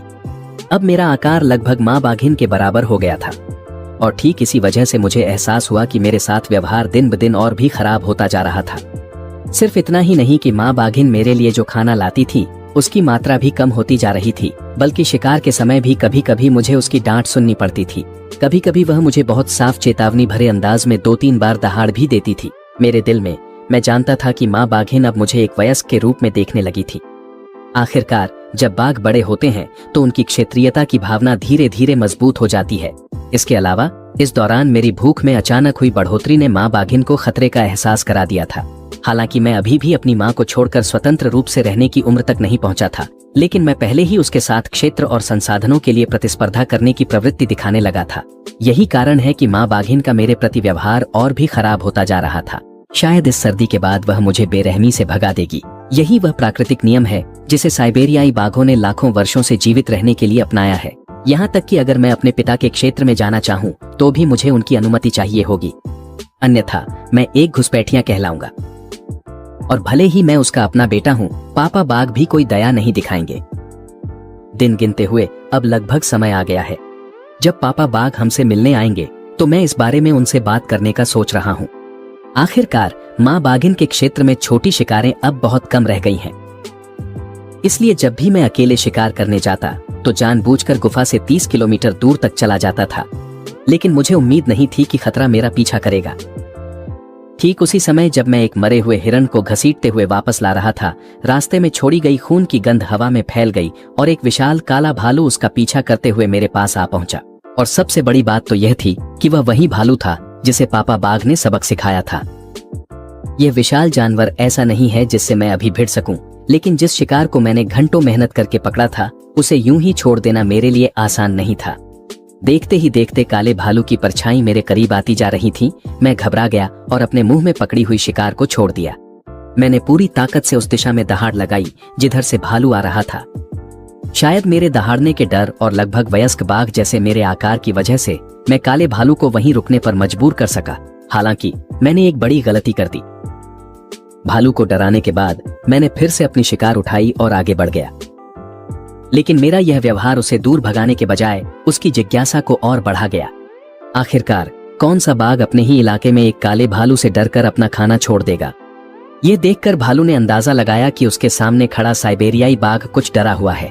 संभवतः यह एक हाल ही में वयस्क हुआ बाघ था। इतनी बड़ी मांस की दावत देखकर काले भालू ने आखिरकार पीछा करना फिर से शुरू कर दिया। मैंने पलट कर देखा और मैं सन्न रह गया। वह भालू जो कुछ पल पहले तक हिचकिचा रहा था, अपनी पिछली टांगों पर खड़ा हो गया और मुझे चुनौतीपूर्ण अंदाज में दहाड़ लगाई। यह पूरी तरह से एक खुली चुनौती थी। मैंने शिकार छोड़ दिया और बिना झिझके अपनी दहाड़ से जवाब दिया। यह एक भविष्य के राजा का गर्व दांव पर था, लेकिन ऐसा करके मैंने भालू को यह यकीन भी दिला दिया कि मैं बस एक अनुभवहीन बाघ हूँ जो अभी अभी वयस्क हुआ है। उसके लिए यह एक सुनहरा मौका था जो आसमान से टपका था, लेकिन मुझे जरा भी डर नहीं था। मेरे पूरे शरीर की मांसपेशियों ने विस्फोटक ताकत छोड़ दी और मैं भालू को काटने के लिए झपट पड़ा। हालांकि मैं उसके पहलू को काटने में सफल रहा, लेकिन मुझे भी उसकी तरफ से एक पंजा लगा। उसने मुझे घायल तो नहीं किया, लेकिन दर्द ने भालू की नसों को और भी ज्यादा उत्तेजित कर दिया, जिससे उसकी लड़ाई की प्रवृत्ति पूरी तरह से जाग उठी। मैं लगातार उसे चकमा देता रहा और साथ ही अपने फायदे का पूरा इस्तेमाल करते हुए उसे ज्यादा से ज्यादा नुकसान पहुंचाने की कोशिश करता रहा। लेकिन यह काला जानवर बहुत ही मजबूत था, इसलिए अपनी चोटों की परवाह किए बिना मैंने वार के बदले वार करने की रणनीति अपना ली। मेरे अंदर की रहस्यमय ऊर्जा भी सक्रिय होने लगी। लड़ाई के हर सेकंड के साथ मैं और भी साहसी होता गया और काला भालू कमजोर पड़ने लगा। अविश्वसनीय रूप से एक पल जब हम अलग हुए, उसने मौका पाकर भागने की कोशिश की। यह पहली बार था जब मैंने अपनी खुद की ताकत से जीत हासिल की थी और मेरा प्रतिद्वंदी एक वयस्क काला भालू था। ऐसी उपलब्धि मेरी उम्र के किसी भी साइबेरियाई बाघ से बेहतर थी। शिकार को समतल जगह तक घसीटने में मुझे 2 घंटे से ज्यादा लग गए। जैसे जैसे मैंने खाना खाकर अपनी ऊर्जा बहाल की, मुझे महसूस हुआ कि मेरे भीतर की ऊर्जा और भी अधिक सघन होती जा रही है। मैंने बचा हुआ खाना अपने मुंह में लिया और उन 2 अनाथ शावकों की ओर बढ़ गया। जब से माँ बाघिन मुझसे धीरे धीरे दूर रहने लगी थी, तब से मैंने उन 2 अनाथों को खिलाने में ज्यादा ध्यान देना शुरू कर दिया था। 1 या 2 महीने तक उन्हें खाना देने के बाद ये दोनों अनाथ शावक अब मुझसे या मेरे छोटे भाई से कोई दुश्मनी महसूस नहीं करते थे। आखिरकार साइबेरियाई बाघ भी बुद्धिमान प्राणी होते हैं। अगर मैं उन्हें अपने साथ मिला लूं और उन्हें अपने वफादार अनुयायी के रूप में प्रशिक्षित करूं, तो भविष्य में मेरे नेतृत्व में साइबेरियाई बाघों के इतिहास का सबसे शक्तिशाली राजा पैदा होना बहुत संभव है। एक टीम जो 4 वयस्क बाघों का सामना करे, चाहे वह कितनी भी मजबूत क्यों न हो, अंत में उसे इसका कड़वा पछतावा होगा। खाना घसीटते हुए मैं उस पत्थर की गुफा तक पहुंचा जहां दोनों अनाथ रहते थे। इस बार मैंने खाना छोड़ दिया और तुरंत नहीं गया। मैंने उन्हें परखने का इरादा किया था। अगर वे अभी भी मुझसे दुश्मनी दिखाते तो शायद मैं उन्हें रहने नहीं दे सकता था। मैं जानबूझकर खुद को जख्मी हालत में लेकर आया था, ठीक इसी पल के लिए। अगर वे मौका देखकर मुझ पर हमला भी करते तो भी मैं आसानी से उनसे निपट सकता था। जब दोनों छोटे बाघों ने गुफा के मुहाने पर रखा खाना और मुझे, जो थोड़ी दूरी पर घायल पड़ा था, देखा, तो उन्होंने खाने को नजरअंदाज कर सीधे मेरी ओर आ गए। वे दोनों बेचैनी में दहाड़ते हुए उनमें से एक मेरी चोटों को लगातार चाटने लगा। दोनों छोटे बाघों की हरकतें देख मुझे लगा कि मैंने सफेद बाघ नहीं पाले हैं। फिर मैंने ऐसा दिखावा किया जैसे मैं अपनी सारी ताकत लगाकर उन्हें खाने की ओर धकेल रहा हूं। बेचारे और मासूम बाघ, वे भला इस दुनिया की बुराई के बारे में क्या जान सकते थे। यह देखकर कि मैं इतनी बुरी तरह घायल होने के बावजूद उनकी चिंता कर रहा हूं, वे तुरंत सिर झुकाकर मुझसे लिपट गए। यह तो बहुत आसान था, मैं पहले ही उनका स्नेह और विश्वास जीत चुका था। अब अगर मैं यह सुनिश्चित करूं कि वे बड़े होने तक भरपूर खाना खाते रहें, तो मेरा सबसे ताकतवर साइबेरियन बाघों का दस्ता बनाने का सपना सच हो सकता है। मैंने उन्हें बार बार खाने की ओर धकेला जब तक कि दोनों शावक शिकार को फाड़कर खाने न लगे।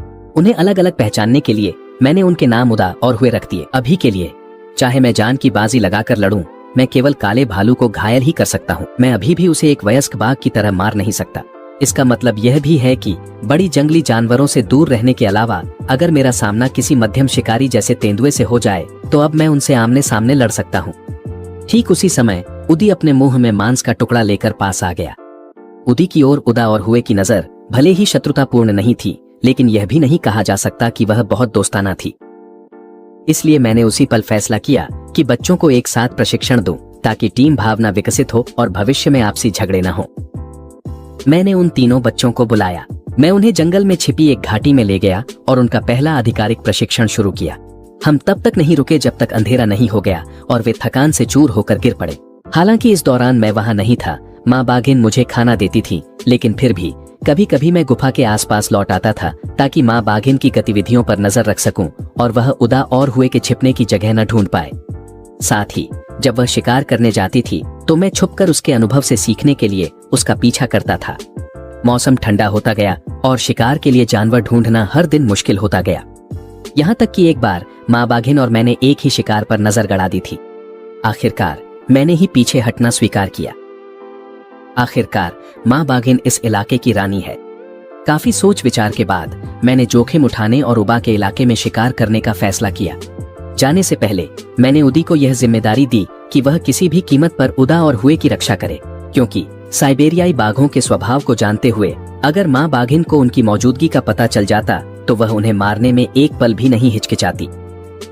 यात्रा कुछ रुकावटों के साथ आधा महीना चली। आखिरकार मैं उबा के इलाके में पहुंच गया।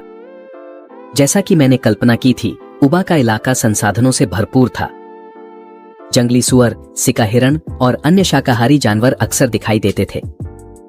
2 घंटे से भी ज्यादा समय के बाद आखिरकार मैं एक जंगली सुअरों के झुंड का पीछा करने में सफल हुआ, बिना किसी खास तकनीक के, सिर्फ ताकत के एक विस्फोट के साथ। आजकल मेरी आक्रमण शक्ति किसी भी जंगली सुअर को पूरी तरह कुचल सकती है। 2 जंगली सुअरों में से मैंने एक को खा लिया, दूसरे को मैंने जानबूझकर छोड़ दिया। यह उबा के लिए एक तोहफा था, क्योंकि मैं उसके इलाके में घुसपैठिया था। अंधेरा होने लगा था और मैं उस पहाड़ की ओर बढ़ गया जहां उबा की गुफा थी। पास पहुंचने से पहले ही मुझे आसपास की झाड़ियों में कुछ गड़बड़ महसूस हुई। वहां बहुत ज्यादा सन्नाटा था। मैंने सामने वाले घाटी की ओर देखा और जोरदार दहाड़ लगाई। थोड़ी ही देर बाद उबा, जो घास में छिपा हुआ था, धीरे धीरे सामने आया।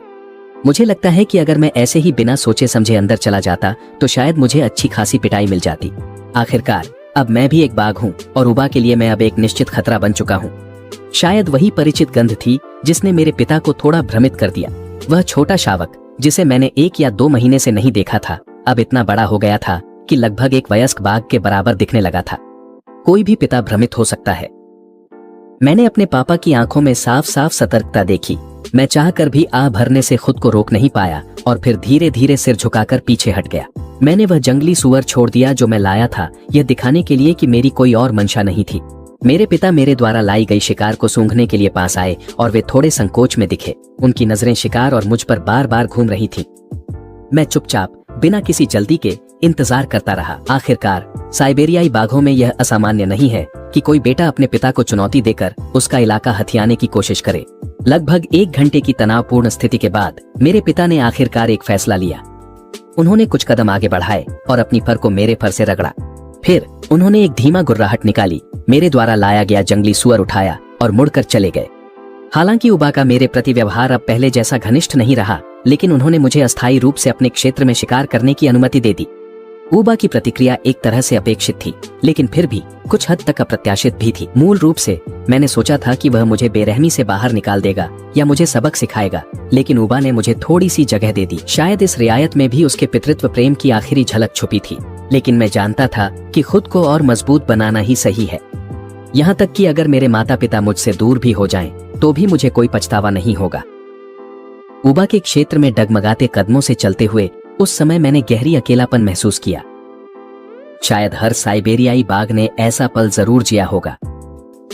अपने माता पिता की मदद के बिना मेरी दुनिया कहीं ज्यादा विशाल होगी। उबा की अनुमति से मैं यह सुनिश्चित कर सकूंगा कि सर्दियों के आने पर मुझे भूखा न मरना पड़े। अपना लक्ष्य हासिल करने के बाद मैं लौटने के लिए तैयार हुआ। मैंने कुछ दूरी तय की और अचानक आगे एक खुले स्थान में एक तेंदुए की लाश दिखाई दी। एक तीव्र बेचैनी की भावना ने मुझे घेर लिया। मैंने तुरंत पलटकर पूरी रफ्तार से दूसरी दिशा में दौड़ लगा दी।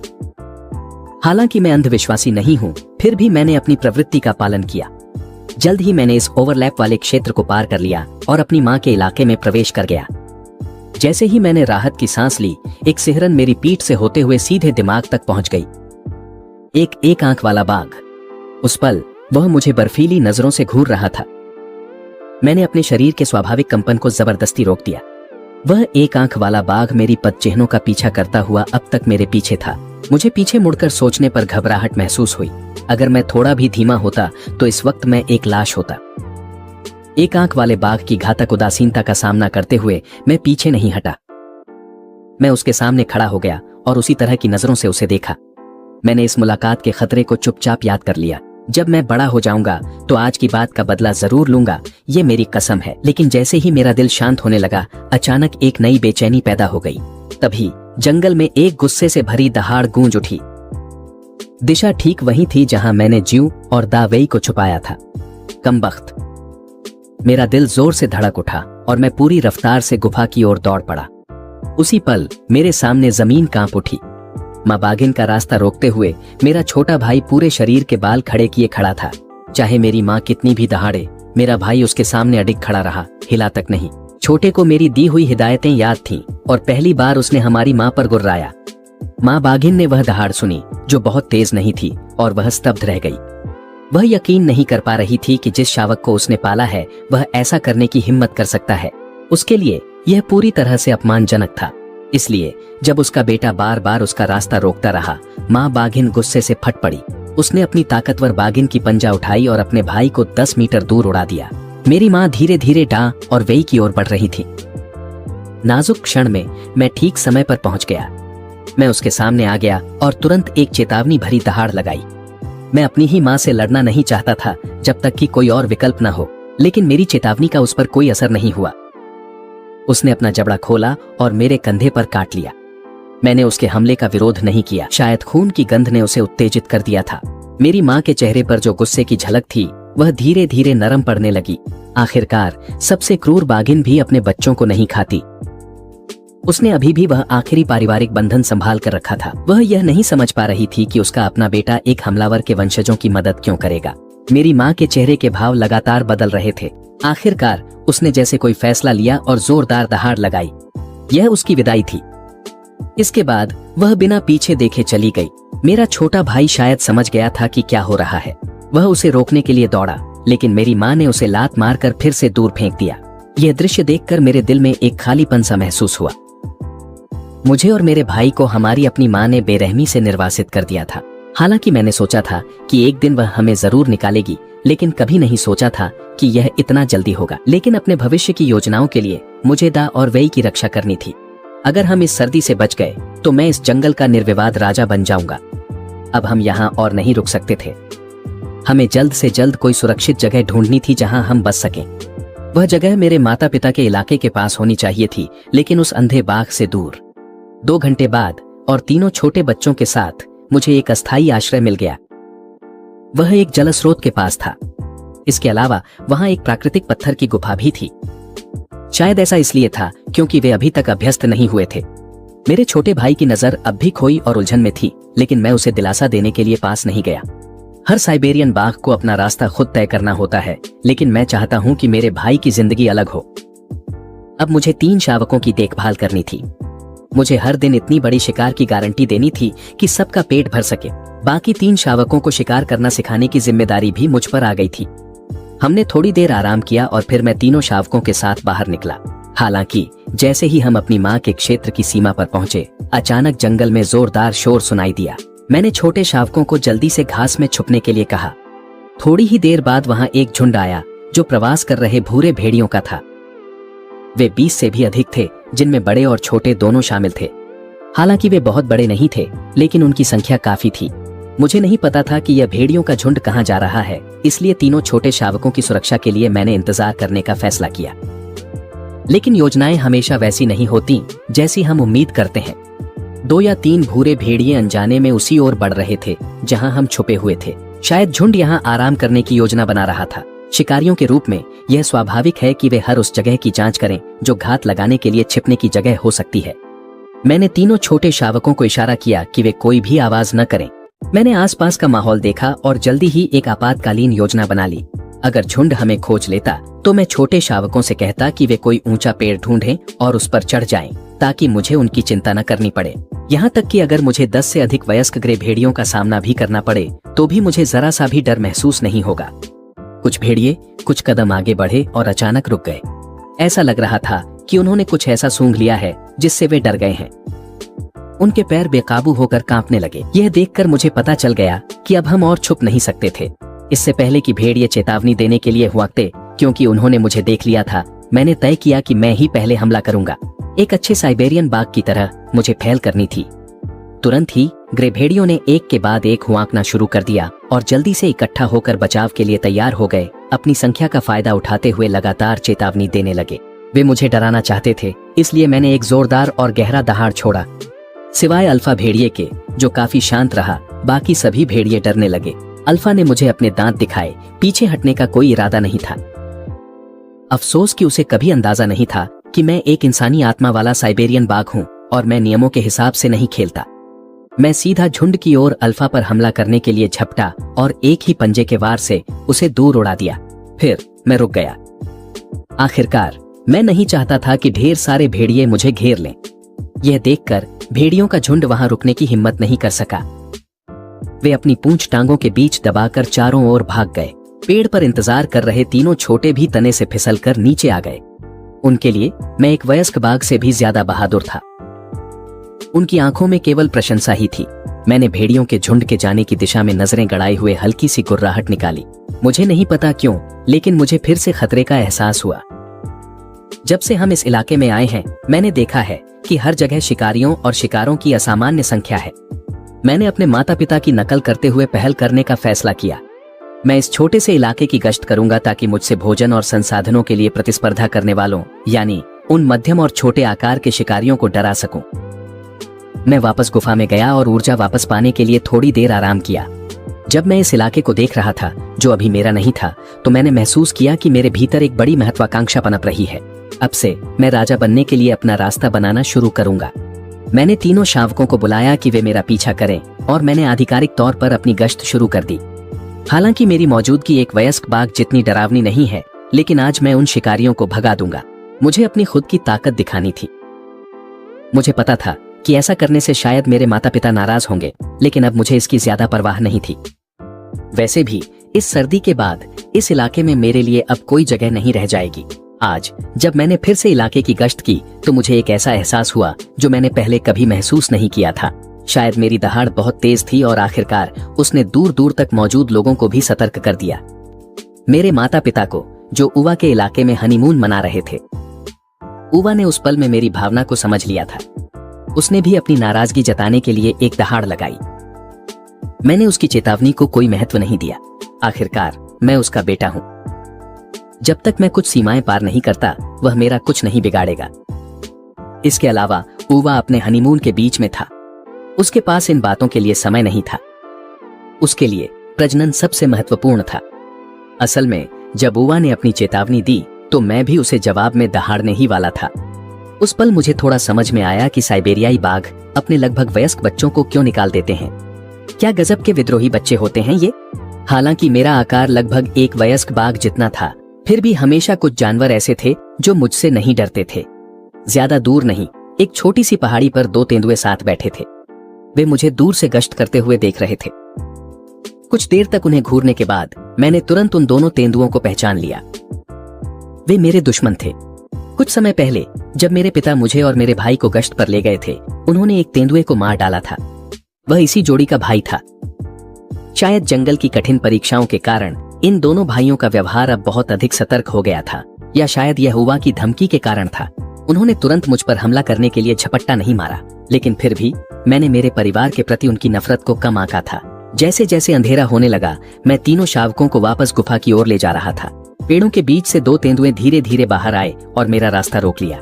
मुझे नहीं पता कि इन दोनों बचे हुए तेंदुओं ने यह साहस कहां से जुटाया। ये मेरी ताकत को चुनौती देने की हिम्मत कैसे कर सकते हैं।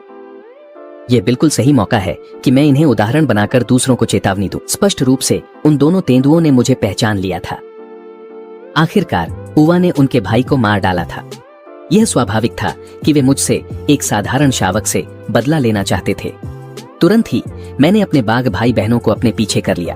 तेंदुओं में से एक ने गुस्से में दहाड़ लगाई, जैसे कोई राजा अपने दुश्मन की चुनौती का इंतजार कर रहा हो। हालांकि मेरा आकार 5 महीने के सामान्य शावक से कहीं बड़ा था, फिर भी तेंदुआ भाई मुझे गंभीरता से नहीं ले रहे थे। वे मेरी बाईं और दाईं ओर आकर मुझे घेरने लगे। युद्ध अब बस शुरू ही होने वाला था। हमारे चारों ओर के जंगल में कई गिद्ध और अन्य मांसाहारी हमें देख रहे थे। मुझे यह लड़ाई जीतनी है और तेंदुआ भाइयों को जबरदस्त ताकत से हराना है। यही मेरे सिंहासन की ओर बढ़ने का पहला कदम होगा। इसलिए तेंदुआ भाइयों की घेराबंदी के सामने मैंने पहला हमला किया।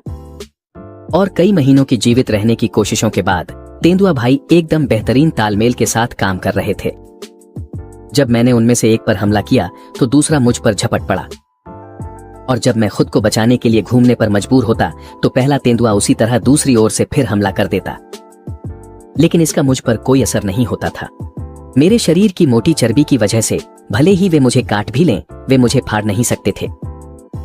इसके विपरीत अगर मुझे कोई मौका मिलता और मैं उनमें से किसी एक को काट लेता तो वह उनके लिए घातक होता।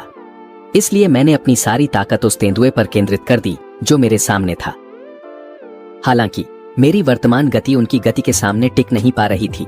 हर बार जब मैं उसके गले को काटने ही वाला होता वह मुझसे बच निकलता, लेकिन जल्द ही मुझे एक समाधान मिल गया। मैंने दिखावा किया कि मैं सामने वाले तेंदुए का लगातार पीछा कर रहा हूं, लेकिन असल में यह एक चाल थी। ठीक उसी पल जब पीछे वाला तेंदुआ मुझ पर हमला करने के लिए पास आया, मैंने अचानक पलटकर उसे काट लिया। एक तेंदुए की रीढ़ की हड्डी मजबूत होती है, लेकिन साथ ही बहुत नाजुक भी होती है। एक वयस्क बाघ जैसी काटने की ताकत के साथ मैंने उसकी रीढ़ को एक ही झटके में तोड़ दिया।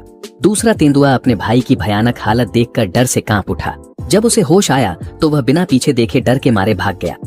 उसके दिमाग में मेरी उम्र का एक छोटा बाघ इतना क्रूर नहीं होना चाहिए था। मेरे पीछे आ रहे 3 छोटे बच्चों की सुरक्षा के लिए मैंने उसका पीछा नहीं किया। मुझे भरोसा है कि आज की लड़ाई उन शिकारियों को जो देख रहे थे ये साफ कर देगी कि मेरी असली ताकत क्या है। अब एक असली वयस्क बाघ को छोड़कर कोई और शिकारी मुझसे आमने सामने भिड़ने की हिम्मत नहीं करेगा। ये छोटा सा मसला सुलझाने के बाद मैं अपने 3 बाघ भाई बहनों के साथ आगे बढ़ा। तभी मुझे हवा में एक जानी पहचानी खुशबू आई। मैंने दूर की ढलान की ओर देखा और उवा की आकृति एक बार फिर दिखाई दी। इस बार उसने मेरी ओर कोई आवाज नहीं निकाली। सिर्फ उसकी आंखें गहरी और भव्य मुझे दूर से देख रही थीं, जैसे वह मुझे कुछ बताना चाहती हो। शायद यह स्वीकृति का संकेत था। हालांकि ठीक जंगल के किनारे पर जब मैं उनके इलाके में प्रवेश करने ही वाला था, जंगल के एक ज्यादा दूर न होने वाले हिस्से से एक और नर बाघ की दहाड़ सुनाई दी। यह एक पूरी तरह से अनजान नर की आवाज थी। कुछ मिनट बाद जंगल की दूसरी दिशा से एक और बाघ की दहाड़ सुनाई दी। एक दूसरा वयस्क अनजान नर। मैंने खुद को थोड़ा और तनावग्रस्त और बेचैन महसूस करना शुरू कर दिया। और ठीक उसी समय एक जानी पहचानी दहाड़, जो कहीं अधिक गहरी और शक्तिशाली थी, हवा में गूंज उठी जैसे वह जवाब दे रही हो। आखिरकार मैंने राहत की सांस ली। उवा, जो अपनी जवानी के चरम पर एक नर बाघ है, जब पहरेदारी कर रहा हो तो कोई भी बाहरी नर बाघ इतनी आसानी से उसके क्षेत्र में घुसने की हिम्मत नहीं करेगा, जब तक कि किसी लड़ाई में उवा अपने प्रतिद्वंद्वी से हार न जाए। लेकिन यह असंभव है। आकार और ताकत के मामले में उवा इस वयस्क नर बाघों के झुंड में मजबूती से शीर्ष पर है। मैं थोड़ी देर के लिए झिझक गया, फिर भी मैंने फिलहाल क्षेत्र की सीमा के किनारे किनारे आगे बढ़ते रहने का फैसला किया। एक तरफ माँ बाघिन के इन जमीनों की मालकिन होने के अधिकार का सम्मान करने के लिए, और दूसरी तरफ मैं उस वयस्क नरबाग को भी देखना चाहता था जो अभी अभी यहाँ आया था। निश्चित ही वह भी एक युवा खानाबदोश है जो अभी अभी वयस्कता में पहुंचा है। वह हर जगह एक ऐसा इलाका ढूंढ रहा है जिस पर वह कब्जा कर सके, या फिर वह किसी ऐसे क्षेत्र की सीमा के पास आकर चुनौतीपूर्ण दहाड़ लगाता है जिसका पहले से कोई मालिक है। अगर दूसरा बाघ जवाब नहीं देता या बुजुर्गी और कमजोरी के लक्षण दिखाता है तो वह बिना देर किए मौके का फायदा उठाकर घुसपैठ कर लेगा। अगर मैं उस अनजान बाघ को अपनी आंखों से देख पाता और उसकी ताकत का अंदाजा लगा पाता तो मैं भविष्य के लिए योजनाएं बना सकता था। जैसे जैसे मैं आगे बढ़ता गया, बेचैनी की भावना और भी तीव्र होती गई। अक्सर बाघ की छठी इंद्रिय अविश्वसनीय रूप से सटीक होती है, इसलिए मैंने अपने छोटे भाई से कहा कि वह उदा और उवर को लेकर किसी और रास्ते से जाए। मैं इसके विपरीत उस दिशा में बढ़ गया जहां से दहाड़ सुनाई दे रही थी, और जैसा कि मैंने सोचा था, मुश्किल से 2 किलोमीटर भी नहीं चला था कि पेड़ों के बीच से मैंने उस शानदार वयस्क बाघ को देखा। उसी क्षण मुझ पर लड़ने की तीव्र इच्छा हावी हो गई। शायद उसने कुछ महसूस किया। इस बाघ ने सतर्कता से मेरी दिशा में देखा और यहाँ तक कि ठीक उसी जगह से गुजरा जहाँ मैं छिपा हुआ था। हालांकि वह अभी अभी वयस्कता में पहुंचा था, फिर भी उसका वजन, ताकत और काटने की शक्ति मुझसे कहीं ज्यादा थी। इस समय केवल आवेग में आकर लड़ाई में कूद पड़ना साफ तौर पर एक बुरी सोच थी। इसलिए मैंने अपनी लड़ने की इच्छा को दबा लिया और उसे अपने सामने से गुजरते हुए देखा। मुझे बस आधा साल और चाहिए था और इस जंगल में मैं अजेय हो जाऊंगा। उस समय मुझे एक बात का एहसास नहीं था। बिना महसूस किए मेरी लड़ने की इच्छा धीरे धीरे और भी ज्यादा प्रबल होती जा रही थी। मैं हर दिन इंसान से कम और कम मिलता जुलता होता जा रहा था। हाल ही में माँ बाघिन जल्दी में थी कि वह पापा बाघ के साथ एक और संतान पैदा करे। इसी वजह से मैं हाल ही में उनके इलाके में शिकार कर रहा हूँ और इससे मुझे और मेरे तीनों भाइयों को खाना मिल जाता है। एक दिन ठीक उसी समय जब मैं तीनों छोटे बच्चों को कुछ शिकार की तकनीकें सिखा रहा था, कुछ असामान्य हुआ। उस इलाके में जहां 3 साइबेरियन बाघों के क्षेत्र मिलते हैं, समुद्र की लहरों की तरह दहाड़ों की एक श्रृंखला पूरे जंगल में गूंज उठी। वे दहाड़ें गुस्से से भरी हुई थीं और मेरी तेज सुनने की क्षमता के कारण मैंने कुछ और भी सूक्ष्म आवाजें सुनी। मुझे तुरंत पता चल गया कि 2 नर आपस में लड़ रहे हैं। मैं तुरंत उत्साहित हो गया और पूरी रफ्तार से वहां की ओर दौड़ पड़ा। मैं बहुत ज्यादा उत्साहित था। मैंने कभी क्षेत्र के लिए लड़ाई नहीं देखी थी। आज यह तमाशा देखने और कुछ सीखने का बिल्कुल सही मौका था। मैं 10 किलोमीटर से भी ज्यादा दौड़ा और एक ऊंचे स्थान पर जाकर रुका। वहां से मैं लड़ाई का दृश्य साफ साफ देख सकता था। आसपास के जानवर इस शोरगुल से डरकर बदहवास भाग गए। उनमें से एक बाघ वही था जिसे मैंने पहले देखा था, वह साइबेरियाई बाघ जो अभी अभी वयस्क हुआ था। और दूसरा बाघ उवा नहीं था, बल्कि वह वयस्क बाघ था जो उवा के साथ शांति से रहता था और पड़ोसी क्षेत्र पर राज करता था। शायद उस घुमंतु ने पहले ही देख लिया था कि उवा क्या कर सकता है और उसकी तुलना में उसने इस स्थानीय बाघ को चुनौती देने का फैसला किया जो उवा से कमजोर लगता था। दोनों नरबाघ इंसानों की तरह खड़े हो गए और एक दूसरे की ऊपरी शरीर पर पंजे मारने लगे। कुछ ही देर में दोनों खून से लथपथ हो गए थे। इसके बाद जब पंजे यह साबित करने के लिए काफी नहीं रहे कि असली राजा कौन है, तो दोनों खूंखार जानवर एक दूसरे को काटने लगे। मकसद था जितना हो सके उतना निर्दयी होना। दरअसल क्षेत्र के लिए होने वाली लड़ाइयां सबसे क्रूर और जंगली होती हैं। दोनों में से कोई भी हार मानने या हार स्वीकार करने के संकेत नहीं देता। धीरे धीरे रात उतरने लगती है। दोनों नर बाघ अब एक दूसरे को घायल करने के शुरुआती चरण से गुजर चुके हैं। इस समय वे एक दर्दनाक द्वंद्व में हैं। यह देखने के लिए इंतजार कर रहे हैं कि कौन पहले हार मानता है और कमजोरी दिखाता है। जो भी ऐसा करेगा उसके लिए केवल एक घातक वार की प्रतीक्षा है। साथ ही दोनों जानते हैं कि आसपास के जंगल दर्शकों से भरे हुए हैं। दूसरे की दयनीय हार का गवाह बनना उनकी अपनी सत्ता को और भी मजबूत कर देगा। हालांकि दोनों घायल हैं, कोई भी शिकारी पास आने की हिम्मत नहीं करता। इसके विपरीत वे उन्हें सम्मान की नजर से देख रहे हैं। लगभग आधे घंटे बाद क्षेत्र के मालिक ने सबसे पहले शारीरिक थकावट को सहन नहीं कर पाया। उसके अगले पैर की चोट के साथ साथ उसका शरीर थोड़ा डगमगाया, लेकिन उसके प्रतिद्वंद्वी ने इस छोटी सी मौके को भांप लिया और एक छाया की तरह उस पर झपट पड़ा। जो अभी हाल ही में क्षेत्र का मालिक बना था, अब चुनौतीकर्ता के वजन के नीचे दब गया था। इसमें कोई शक नहीं था। हालांकि दोनों साइबेरियाई बाघ थे, वे एक दूसरे वयस्क नर की काटने की ताकत को सहन नहीं कर सकते थे। एक विजेता जन्म ले चुका है। जो क्षेत्र अभी अभी स्थिर हुआ था, वह एक बार फिर इस युवा नर बाघ के हाथों में चला गया। मेरे सामने पराजित यह साइबेरियाई बाघ हारने वालों के साथ क्या होता है, इसकी जीवित मिसाल है। इसी वजह से मैंने हमेशा खुद को कम आंका है, ताकत इकट्ठा की है और इंतजार करूंगा जब तक मैं काफी प्रभावशाली न हो जाऊं। और फिर मैं अपना खुद का रास्ता शुरू करूंगा राजा बनने के लिए। एक के बाद एक क्षेत्रीय बाघ को चुनौती दूंगा ताकि मैं राजाओं का राजा बन सकूं। मैं उवा से भी ज्यादा शक्तिशाली बनूंगा। मैं एक और भी विशाल जंगल पर राज करूंगा और इंसानों की तरह साइबेरियाई बाघों का राजा बन जाऊंगा। मैं उन्हें एक एक करके अपने अधीन कर लूंगा और फिर उन्हें उनके अपने क्षेत्र सौंप दूंगा ताकि वे मेरे आदेशों का पालन करें। जैसे जैसे मेरे 3 शावक बड़े हो रहे हैं, उनका भूख भी काफी बढ़ रही है। शिकार करने का दबाव मुझ पर लगातार बढ़ता जा रहा है। मुझे जल्द से जल्द अपना खुद का इलाका हासिल करना होगा। सिर्फ तभी मैं हम चारों की जरूरतें पूरी कर पाऊंगा। जब से मैंने अपनी माँ का इलाका छोड़ा है, मैं बेहद सतर्क रहा हूँ, क्योंकि इस इलाके में उवा के अलावा 2 और अनजान नर भी हैं। अगर मेरी उनसे मुलाकात हो गई तो नतीजा बहुत बुरा हो सकता है। और जैसा अक्सर होता है, वही होता है जिसका सबसे ज्यादा डर होता है। मैंने जैसे ही आराम करने के लिए एक अस्थायी जगह ढूंढी थी, तभी मेरी पीठ के पीछे जंगल से एक वयस्क नर बाघ के कदमों की आवाज सुनाई दी। मुझे नहीं पता कि क्या यह वयस्क नर वही है जिसे उवा ने एक आंख से अंधा कर दिया था। मुझे हमेशा लगता रहा है कि उस एक आंख वाले बाघ की कुछ और ही मंशा है। मैं तुरंत आवाज की दिशा में देखने के लिए एक ऊंची जगह पर कूद गया। वाकई वह वही एक आंख वाला बाघ था, लेकिन उसका व्यवहार कुछ अजीब सा था। उसके मुंह में एक नर बाघ का सिर था जो अभी तक सड़ना शुरू नहीं हुआ था, और वह जिस दिशा में बढ़ रहा था वह ठीक उवा के इलाके और नए मालिक के इलाके की सीमा की ओर थी। मुझे बेचैनी महसूस हुई, यहाँ तक कि थोड़ी चिंता भी हुई।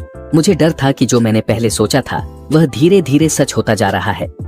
अगर इस नरबाघ का सिर उवा के इलाके में दिखाई देता है तो इसके परिणाम अकल्पनीय होंगे। उसी समय मेरे दिमाग में एक भयानक विचार आया।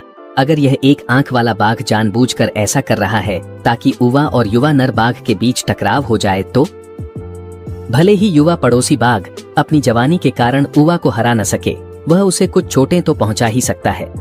और फिर एक आंख वाला बाघ इस मौके का फायदा उठाकर उस पर अचानक हमला कर सकता है। इस निष्कर्ष ने मेरी रीढ़ में सिहरन दौड़ा दी। अपने पिछले जीवन में मैंने कई जानवरों के डॉक्यूमेंट्री देखे थे। मुझे यकीन नहीं हो रहा कि एक साइबेरियन बाघ इतनी चालाकी से योजना बना सकता है कि बाघ आपस में ही एक दूसरे को मार डालें। अपनी शंकाओं की पुष्टि करने के लिए मैंने एक आंख वाले बाघ का चुपचाप और दूर से पीछा किया। मैंने अपनी आंखों से देखा कि वह एक आंख वाला बाघ उवा के इलाके में घुसा और फिर लगभग 10 मिनट बाद वहां से बाहर निकल आया। उस नर बाघ का सिर अब वहां नहीं है। अब बहुत संभव है कि वह सिर उवा के इलाके के किसी जंगल में हो। यह आसानी से कल्पना की जा सकती है कि जैसे ही उवा अपनी गश्त के दौरान उसे देखेगा, दोनों पड़ोसी इलाकों के बाघों के बीच टकराव अनिवार्य रूप से भड़क उठेगा। लेकिन मैं उवा को सीधे यह नहीं बता सकता कि यह सब अंधे बाघ का काम है। मैं चुपचाप हाथ पर हाथ धरे नहीं बैठ सकता, यह देखते हुए कि वह उसके खिलाफ साजिश कर रहा है। हालांकि ठीक जब मैं उवा के इलाके में प्रवेश करने ही वाला था, मैंने एक गुस्से से भरी दहाड़ सुनी। धत्त तेरी की! यह आवाज निसंदेह उवा की ही है। मैं पूरी ताकत से दौड़ पड़ा। मुझे उवा को पड़ोसी इलाके में जाने से रोकना ही था।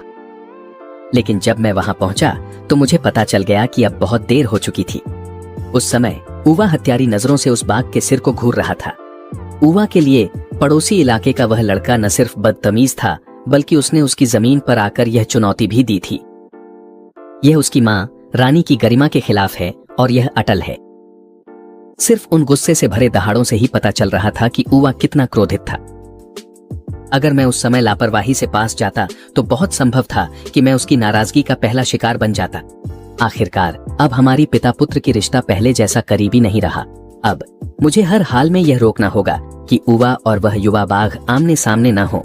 लेकिन इस मामले से भी ज्यादा जिसने मुझे सबसे ज्यादा चौंकाया वह उस अंधे बाघ की चालाकी और उसकी गणनात्मक सोच थी। यह तो उस सीमा से भी आगे था जो एक साइबेरियाई बाघ कर सकता है। क्या वह भी मेरी तरह एक मानव आत्मा रखता है? इस समय ऊवा एक बारूद के पीपे की तरह है। अंधा बाघ उस बारूद की बत्ती है और वह युवा बाघ जो पड़ोसी इलाके का है वह ज्वाला है। दुश्मनी भरी नजरों के साथ ऊवा अपने इलाके की सीमा की ओर बढ़ने लगा। गुस्सा पूरी तरह से उस पर हावी हो चुका था। इसी दौरान युवा बाघ अपने ही जंगल में गश्त कर रहा था। हर जगह वह पेड़ों पर पेशाब छिड़क कर अपना इलाका चिन्हित करता और अपनी गंध छोड़ता ताकि घुसपैठियों को डरा सके। लेकिन ठीक अगले ही पल उसके इलाके के भीतर एक डरावना दहाड़ गूंज उठा। इस जगह के नए मालिक ने तुरंत ही अपनी उत्तेजना को एक तरफ रख दिया। एक नर बाघ उससे झगड़ा करने आया था और ऊपर से उसे दहाड़ के साथ बेहिचक चुनौती भी दे रहा था। उसके लिए जिसने अभी अभी एक और बाघ को हराया था यह कैसे सहन किया जा सकता था? ऊवा को दुश्मन के इलाके की ओर लगातार करीब आते देख मुझे भयानक बेचैनी महसूस हुई। मैं अब और इंतजार नहीं कर सकता था। जब मेरे पिता उस युवा बाघ के इलाके में घुसे तो मुझे बाकी किसी बात की परवाह नहीं रही। जंगल के एक किनारे से मैंने अपनी माँ की आवाज की नकल करते हुए एक दहाड़ लगाई। ऐसा लगता है कि मेरे पिता ने दूर से उसे सुना और जवाब में भी एक दहाड़ लगाई। यह देखकर कि वह रुक गया मुझे बहुत राहत मिली। नाजुक पलों में बाघिन की पुकार से बढ़कर कोई चीज अनुशासन नहीं ला सकती। लेकिन जब मेरे पिता जो अभी भी उलझन में थे ने देखा कि वह मैं हूं तो उनका मूड जो शांत हो गया था फिर से भड़क उठा। लेकिन मुझे यह उम्मीद नहीं थी कि जब मैं जल्दी जल्दी उनके पास दौड़कर गया और जैसे ही मैं उन्हें समझाने की तैयारी कर रहा था कि क्या हुआ था तभी मेरे पिता ने मुझे अचानक एक थप्पड़ मार दिया जिससे मैं सन्न रह गया। इसके तुरंत बाद उन्होंने मुझे चेतावनी देने के लिए एक दहाड़ लगाई। मेरे पिता बहुत गुस्से में थे। मुझे लगता है कि ऐसा इसलिए था क्योंकि मैंने अपनी माँ की आवाज की नकल करके उन्हें धोखा दिया था। मैं पास गया और मैंने भी एक दहाड़ लगाई, यह कोशिश करते हुए कि उन्हें आगे के खतरे के बारे में चेतावनी दूं। लेकिन जैसे ही मैंने यह कहा जंगल के दूसरी ओर से वह युवा बाघ प्रकट हुआ। तनाव के कारण माहौल तुरंत जमसा गया। हालांकि पापा बाघ और मैं कुछ दूरी पर थे, यह एक पारिवारिक मामला था। जब युवा बाघ पास आया तो पापा बाघ ने मुझे बचाने के लिए बिना एक पल गंवाए मुझे अपने पीछे कर लिया। दोनों बाघ एक दूसरे को घूरते रहे। उनकी नीली आंखों में एक खतरनाक चमक लगातार तेज होती जा रही थी। मैंने अपने चारों ओर देखा, जंगल का निरीक्षण किया। मेरी प्रवृत्ति कह रही थी कि वह रहस्यमय एक आंख वाला बाघ कहीं किसी कोने में छिपकर देख रहा है। कुछ सेकंड बाद दोनों आकृतियां जैसे आपस में सहमति बना चुकी हों, दौड़ पड़ी। पापा बाघ एक अनुभवी की तरह ठीक उसी पल जब युवा बाघ झूला अपनी विशाल पंजे से दूरी का सही अंदाजा लगाकर उसे थप्पड़ मार दिया। युवा बाघ को यह वार पूरी तरह से लगा। उसी समय उसकी आंखों में डर और बेचैनी की एक झलक दिखाई दी।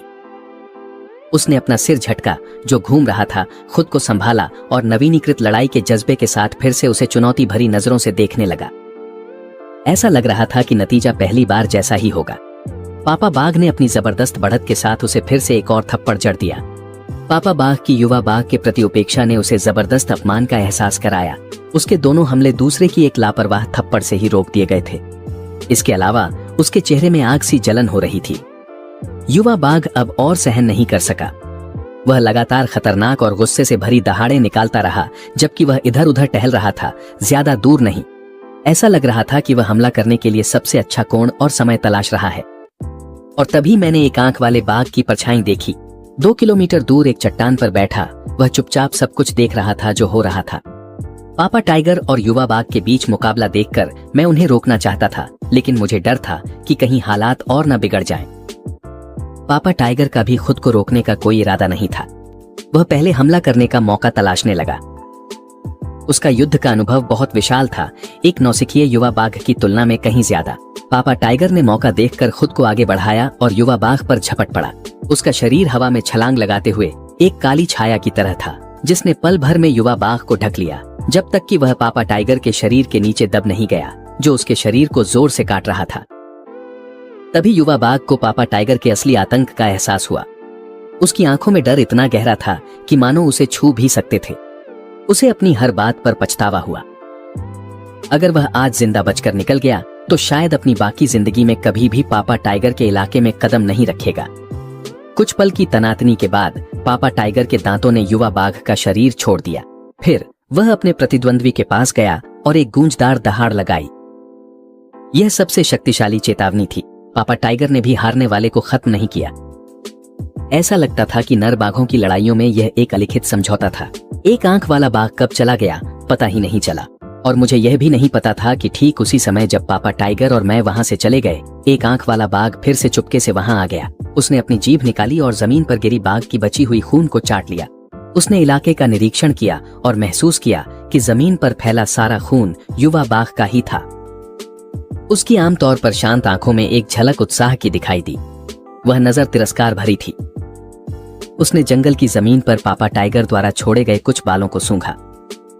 उसकी एकमात्र आंख की नजर और भी ठंडी हो गई। पलक झपकते ही 3 महीने बीत गए। इस दौरान वह युवा बाघ कभी कभी इलाके की सीमा पर आता, जल्दी से अपनी पेशाब से निशान लगाता और फिर भाग जाता। लेकिन उस दिन जब मैं शिकार कर रहा था, मुझे जंगल में कुछ गड़बड़ सी महसूस हुई। पक्का करने के लिए मैंने जानबूझकर उन पेशाब के निशानों को भी ढूंढा जो उस युवा बाघ ने पहले छोड़े थे। कुछ तो ठीक नहीं है। पहले भले ही वह मेरे माता पिता की रौबदार मौजूदगी से डरता था, यह युवा बाघ हमेशा किसी तरह चुपके से मेरी सीमा तक आकर अपना निशान छोड़ जाता था। लेकिन अब उसकी गंध बहुत ज्यादा हल्की हो गई है। यह तर्क संगत नहीं है। अगर कोई बाघ अपनी ही पेशाब से अपनी सीमा नहीं चिन्हित करता तो इसकी सिर्फ एक ही वजह हो सकती है। जो विचार अचानक मेरे दिमाग में आया उसने मुझे बुरी तरह डरा दिया, खासकर जब मुझे उस एक आंख वाले बाघ की हरकतें याद आईं। मेरे दिल की बेचैनी और भी बढ़ गई। इस खोज के बाद मैं सावधानी से इस इलाके के और अंदर चला गया। दसियों किलोमीटर के दायरे में मैंने 2 या 3 जगहों की जांच की। जहां उसके क्षेत्र की निशानियां होनी चाहिए थीं, वे गायब हो चुकी थीं। यहां जरूर कुछ अनजाना हुआ है। इसलिए मैंने तय किया कि मैं उस युवा बाघ के पास जाऊंगा, उसके क्षेत्र के केंद्र में, और जांच करूंगा। लेकिन मैंने कभी नहीं सोचा था कि जो मैं देखने वाला हूं वह मेरी दुनिया की धारणा को पूरी तरह बदल देगा। जैसे जैसे मैं युवा बाघ की गुफा के इलाके के पास पहुंचा, मुझे रास्ते में कई जानवरों की लाशें मिलने लगीं। यह असामान्य नहीं है कि साइबेरियाई बाघ के क्षेत्र में जानवरों की लाशें मिलें, लेकिन इन शवों की संख्या इतनी अधिक थी कि मुझ जैसे बूढ़े बाघ को भी चिल्लाने का मन हुआ। यह तो सीधा साधा सभी जानवरों के खिलाफ एक अंधाधुंध नरसंहार था। मैं जल्दी से एक ऊंची चट्टान पर चढ़ गया ताकि मुझे बेहतर दृश्य मिल सके। 1 या 2 किलोमीटर के दायरे में सैकड़ों जानवरों की लाशें पड़ी थीं। जब मैंने उन्हें करीब से देखा तो मुझे कुछ समझ में आया। इनमें से अधिकांश जानवरों की गर्दन पर काटने के निशान थे, जिससे वे तुरंत मर गए थे। यहाँ तक कि सबसे बड़े जानवरों जैसे जंगली सुअर की भी गर्दन की हड्डियां टूटी हुई थीं। सबसे डरावनी बात यह थी कि इन जानवरों के शरीर अंदर से खाली कर दिए गए थे। सिर्फ उनकी खाल और हड्डियां ही बची थीं। मौसम और लाशों के सड़ने की स्थिति को देखकर लगता है कि इन सभी जानवरों की हत्या पिछले 2 हफ्तों में की गई थी। लेकिन जो बात मुझे सबसे ज्यादा डरावनी लगी वह यह थी कि इतनी बड़ी घटना होने के बावजूद न सिर्फ मैं, जो इलाके की सीमा पर था, बल्कि मेरे माता पिता भी, जिनके पास इतनी अनुभव था, यह नहीं समझ पाए कि कुछ गलत हो रहा है। जांच करते समय मैंने एक भारी दबाव महसूस किया। मेरे चारों ओर का जंगल एक विशालकाय जानवर की तरह था जो इस इलाके को घूर रहा था। वातावरण बहुत ज्यादा शांत था। यहाँ तक कि जंगल के पक्षी भी यहाँ उतरने की हिम्मत नहीं कर रहे थे। जबरदस्त मानसिक दबाव सहते हुए मैं धीरे धीरे गुफा के स्थान की ओर बढ़ता गया। 200-300 मीटर के दायरे में पहुंचते ही मुझे फिर से हवा में कुछ अजीब सी गंध महसूस हुई। यह वही जानी पहचानी गंध थी जो युवा बाघ की थी। मेरी ही प्रजाति की कोई अनजानी खुशबू और इतना तीव्र खून की बदबू थी कि वह सब कुछ ढक रही थी। मैंने अपने सामने फैली अंधकार की ओर कदम बढ़ाए। दूर कहीं एक हल्की सी रोशनी दिखाई दी। मैं गुफा के अंदर जो कुछ था उसे साफ साफ देख सका। वह एक डरावनी सुंदरता वाली फूल थी जिससे असहनीय खून की बदबू आ रही थी, और उस फूल की नोक पर एक छोटा सा लाल फल था जिससे बेहद आकर्षक खुशबू आ रही थी। लेकिन जो चीज मुझे सच में दहशत से भर गई वह थी वह जगह जहां इस पौधे की जड़ें थीं। असंख्य लताएं युवा बाघ के मांस और हड्डियों में ढसी हुई थीं।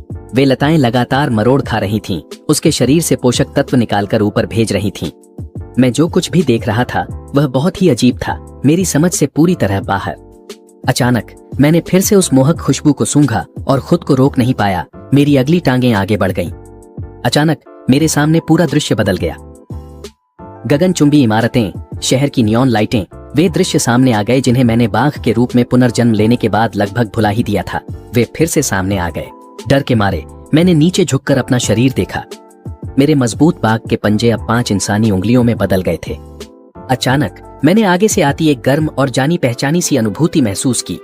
मैं पास जाकर अभिवादन करना और पूछना चाहता था कि क्या हम एक दूसरे को जानते हैं, लेकिन अचानक एक बेचैनी ने मुझे घेर लिया। मैंने ठीक उसी समय रुक गया जब मैं एक कदम आगे बढ़ाने वाला था, और तभी मुझे एक तेज दर्द महसूस हुआ। जब मैंने दोबारा आंखें खोली तो मेरे सामने का दृश्य बिल्कुल भी नहीं बदला था। मेरा शरीर अब भी एक साइबेरियाई बाघ का ही था और मेरे पंजे बिल्कुल भी नहीं बदले थे, और वह आकर्षक दिखने वाला पौधा मेरे शरीर के अंदर जड़ें जमाने की पूरी कोशिश कर रहा था। वह पहले ही मेरी पंजे की त्वचा और फर को चीरकर मेरे खून तक पहुंच चुका था। मैंने गुफा के सामने वाले एक कोने की ओर देखा।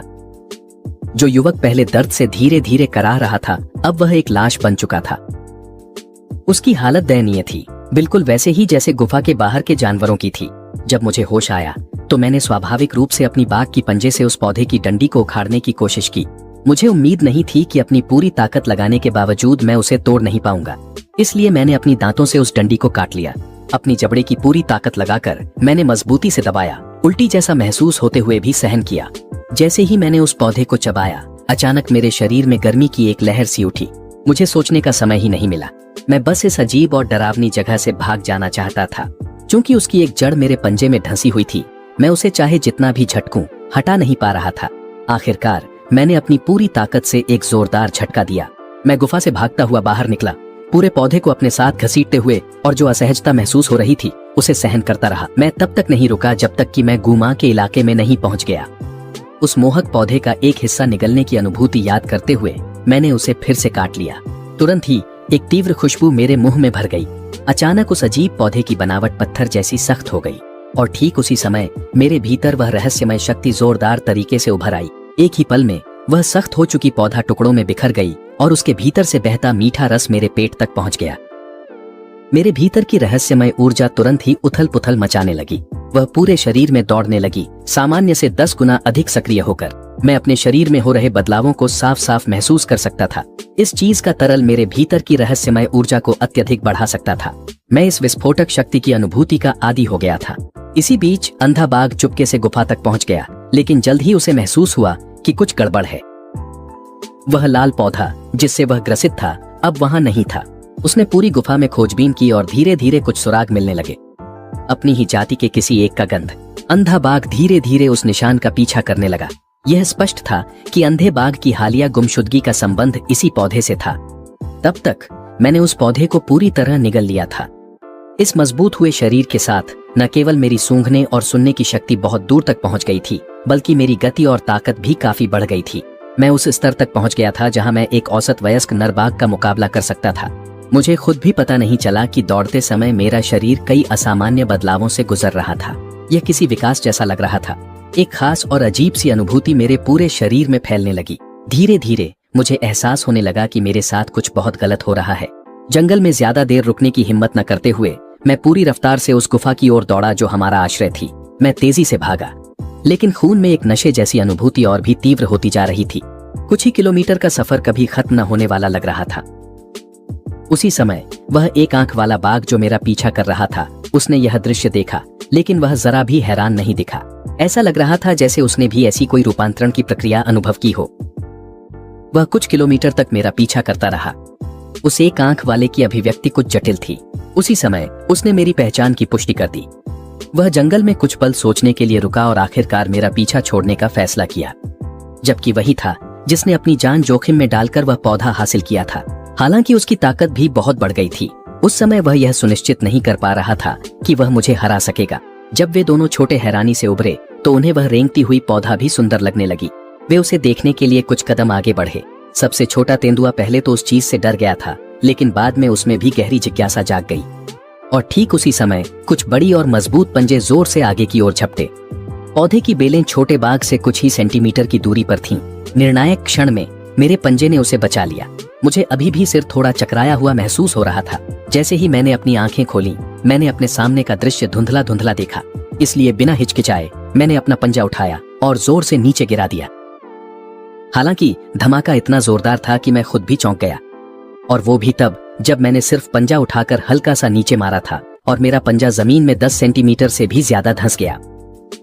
मैं अपनी पंजे की ताकत से उतना ही हैरान था जितना उस पौधे से निकलने वाले मीठे तरल से। ऐसा लगता है कि यह तरल ताकत बढ़ाने के लिए बेहद अच्छा है। जिस पल मैंने इस पौधे को देखा, मुझे समझ आ गया कि यह कोई साधारण दुनिया नहीं है। शायद भविष्य में और भी असाधारण चीजें होंगी। मुझे और मजबूत बनने के लिए हर मौके का फायदा उठाना होगा, और यह पौधा मेरा मौका हो सकता है। मैंने उस पौधे को देखा जो कीचड़ में पूरी तरह से दब गया था। मैंने अपने पंजों से उसे कीचड़ से उठाया और तीनों शावकों से दूर हटने को कहा। मैं वहां गया जहां हमने दूसरे जानवरों की हड्डियां फेंकी थीं, और मुझे एक जंगली सुअर की टांग मिली। मैंने पौधे को हड्डी पर रखा, लेकिन कुछ नहीं हुआ। पौधा अब भी मरा हुआ होने का नाटक कर रहा था, सूखा दिखने की कोशिश कर रहा था। मैं महसूस कर सकता था कि इस चीज में अब भी जीवन शक्ति है। इसका वर्तमान हाल तो बस एक नाटक था।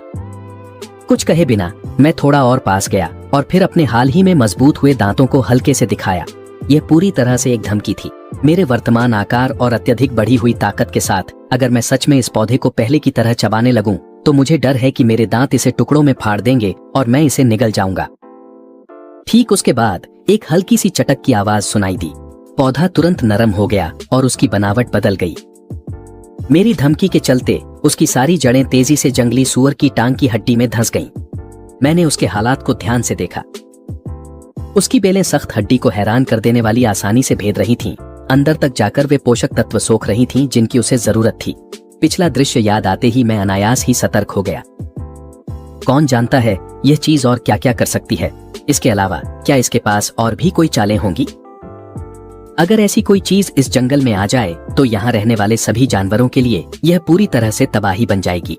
तीनों छोटे बच्चों को समझ नहीं आ रहा था कि अभी कुछ देर पहले उनका भाई जमीन पर क्यों पड़ा था। उसके शरीर से अजीब अजीब आवाजें आ रही थीं और उसके मुंह से भी कुछ अजीब चीजें निकल रही थीं। और फिर अचानक वह जाग गया और उसने वे बेहद अजीब हरकतें की। वे तीनों दौड़कर अपने भाई के चारों ओर आ गए और उस अजीब दृश्य को देखने लगे। मैंने उन तीनों जिज्ञासु बच्चों को अलग किया और पौधे में हो रहे बदलावों को देखने लगा। ऊपर जो लाल फल पहले था वह अब लगभग गायब हो चुका था। मोटा तना जो पहले अंगूठे जितना मोटा था अब काफी सिकुड़ गया था और बिल्कुल भी अच्छा नहीं लग रहा था। जैसे ही उसकी पतली जड़ें जंगली सुअर की टांग की हड्डी में धंसी, पौधे की जड़ से धीरे धीरे एक फ्लोरेसेंट रोशनी जमा होने लगी। फिर वह रोशनी परत दर परत ऊपर चढ़ती गई जब तक कि आखिरकार सब कुछ ऊपर फल में केंद्रित नहीं हो गया। मुझे लगता है कि यह पौधा दूसरी जीवों से जीवन ऊर्जा लेकर उसे उस फल में संकेंद्रित करता है और इसी तरह विकसित होता है। यह दृश्य मुझे कुछ हद तक हैरान कर गया। क्या यह जंगल एक और बड़ा बदलाव झेलने वाला है? मेरी बदली हुई आंखें अब सिर्फ साधारण पीले रंग की नहीं थीं। अब वे चमक रही थीं और इस वक्त मेरी नजरें उस खतरनाक और डरावने पौधे पर जमी हुई थीं। वाकई यह एक जोखिमों से भरी तकदीर है। मैंने एक लंबी सांस ली और उन तीनों नन्हे बच्चों को उस पौधे से दूर रहने की चेतावनी दी। इसी बीच मैं जंगल के अंदर गहराई की ओर दौड़ गया। करीब 10 मिनट बाद मैं अपने मुंह में एक मरा हुआ जंगली खरगोश लेकर लौट आया। मैंने दूर से उस पौधे पर नजर डाली और मेरी हैरानी की बात यह थी कि वह अभी भी वहीं था, कहीं गया नहीं था। वह अब भी जंगली सुअर की हड्डियों के ढेर पर जमी हुई थी जिसमें अब कोई पोषक तत्व नहीं बचा था। उसका नाजुक सा शरीर पहाड़ी हवा में धीरे धीरे झूल रहा था।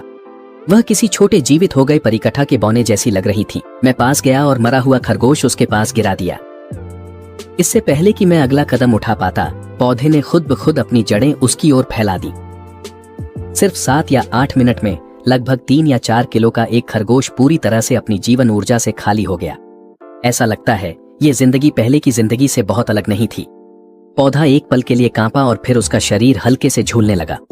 उसने मेरे सामने चापलूसी भरे अंदाज में प्रणाम किया और फिर अपनी एक जड़ फैलाकर उसे मेरे सामने एक क्षैतिज रूप में रख दिया। तुरंत ही जड़ के सिरे से एक आंख के आकार की हरे नीले रंग की तरल बूंद निकल आई। वह बूंद हवा में ही लटकी रही। उसी पल मुझे समझ आ गया, वह हरे नीले रंग की तरल बूंद शायद उस खरगोश की पूरी सार तत्व थी। लेकिन इस बार मैंने उसे चाटने के लिए अपनी जीभ नहीं निकाली। मैंने अपने पीछे खड़े तीनों नन्हे बच्चों की ओर देखा और शियाओदी को बुलाने के लिए एक आवाज निकाली। अपने भाई के आदेश का पालन करते हुए शियाओदी ने अपनी जीभ बाहर निकाली। पौधे की जड़ से हरे नीले रंग की बूंद गिरी और एक तीव्र ताजगी भरी खुशबू तुरंत शियाओदी के मुंह में भर गई। फिर वह बूंद उसके शरीर के अंदर गायब हो गई। वह उसकी रक्त में घुल गई और उसके शरीर के अन्य हिस्सों में बहने लगी। हालांकि कुछ ही कदम चलने के बाद शियाओदी का शरीर लड़खड़ाने लगा। वह अभी तक मेरे पास भी नहीं पहुंचा था कि धड़म वह जमीन पर गिर पड़ा। मैं चिंतित होकर उसे देखने के लिए पास गया। उसकी सांसें काफी स्थिर थीं। वह बस एक पल के लिए बेहोश हो गया था। मैंने राहत की सांस ली और उसकी देखभाल के लिए उसके पास ही बैठ गया। वहीं दूसरी ओर पौधा भी वह हरे नीले रंग की बूंद छोड़ने के बाद थोड़ा मुरझा गया था। ऐसा लगता है उसे बनाना भी उसके लिए काफी बोझिल था। इस बार मैं समझ गया। निश्चित रूप से एक बूंद उसका सीमा नहीं थी। उसका इतना कमजोर दिखना आंशिक रूप से मेरे लिए एक अभिनय था। मैं खुद को हैरान होने से नहीं रोक सका। यह चीज साधारण पौधे जैसी नहीं लग रही थी, बल्कि ऐसा लग रहा था जैसे उसमें चेतना आ गई हो। यहाँ तक कि उसे कुछ चालाकियां भी आती थीं, जैसे खुद को कमजोर दिखाना और छुपाना। यह तो बिल्कुल उसी कहावत जैसी थी, जो ज्यादा फायदा दे उसी के करीब रहना। अगर वह अंधा बाघ यह देखता तो शायद गुस्से से मर ही जाता। आखिर क्यों? उसे इतने सारे पोषक तत्व देने के बाद भी इस चीज की जीवनदायिनी तरल की बस कुछ ही बूंदें मिली, और ऊपर से उसे इसकी भीख के लिए भी गिड़गिड़ाना पड़ा। मुझे नहीं पता कि इस पौधे का प्रकट होना क्या मायने रखता है या इसका इस जंगल पर क्या असर पड़ेगा, लेकिन मैं इतना जरूर समझता हूँ कि यह एक नए युग की शुरुआत का संकेत हो सकता है। मुझे पहले से ही तैयार रहना होगा। इस अचानक हुए बदलाव ने मेरी सारी योजनाएं उलट पुलट कर दी। छोटे बाघ पर करीब से नजर रखने और यह सुनिश्चित करने के बाद कि उसकी जान को अब कोई और खतरा नहीं है, मैं थोड़ा शांत हो गया। 2 घंटे इंतजार करने के बाद छोटा बाघ आखिरकार अपनी आंखें खोलता है। थोड़ा चकराया हुआ और अभी तक इस प्रक्रिया का आदी नहीं हुआ था। मेरे पास उसे ध्यान से देखने का समय नहीं था। मैं शिकार जारी रखने और उन तीनों शावकों को चेतावनी देने की तैयारी करने लगा। उन्हें उस पौधे से दूर रहना होगा। इसके बाद मैं फिर से जंगल के अंदर चला गया। हालांकि मेरे शरीर में कुछ बदलाव आए थे और यह प्रक्रिया बहुत दर्दनाक थी, लेकिन इनाम भी बहुत बड़ा था।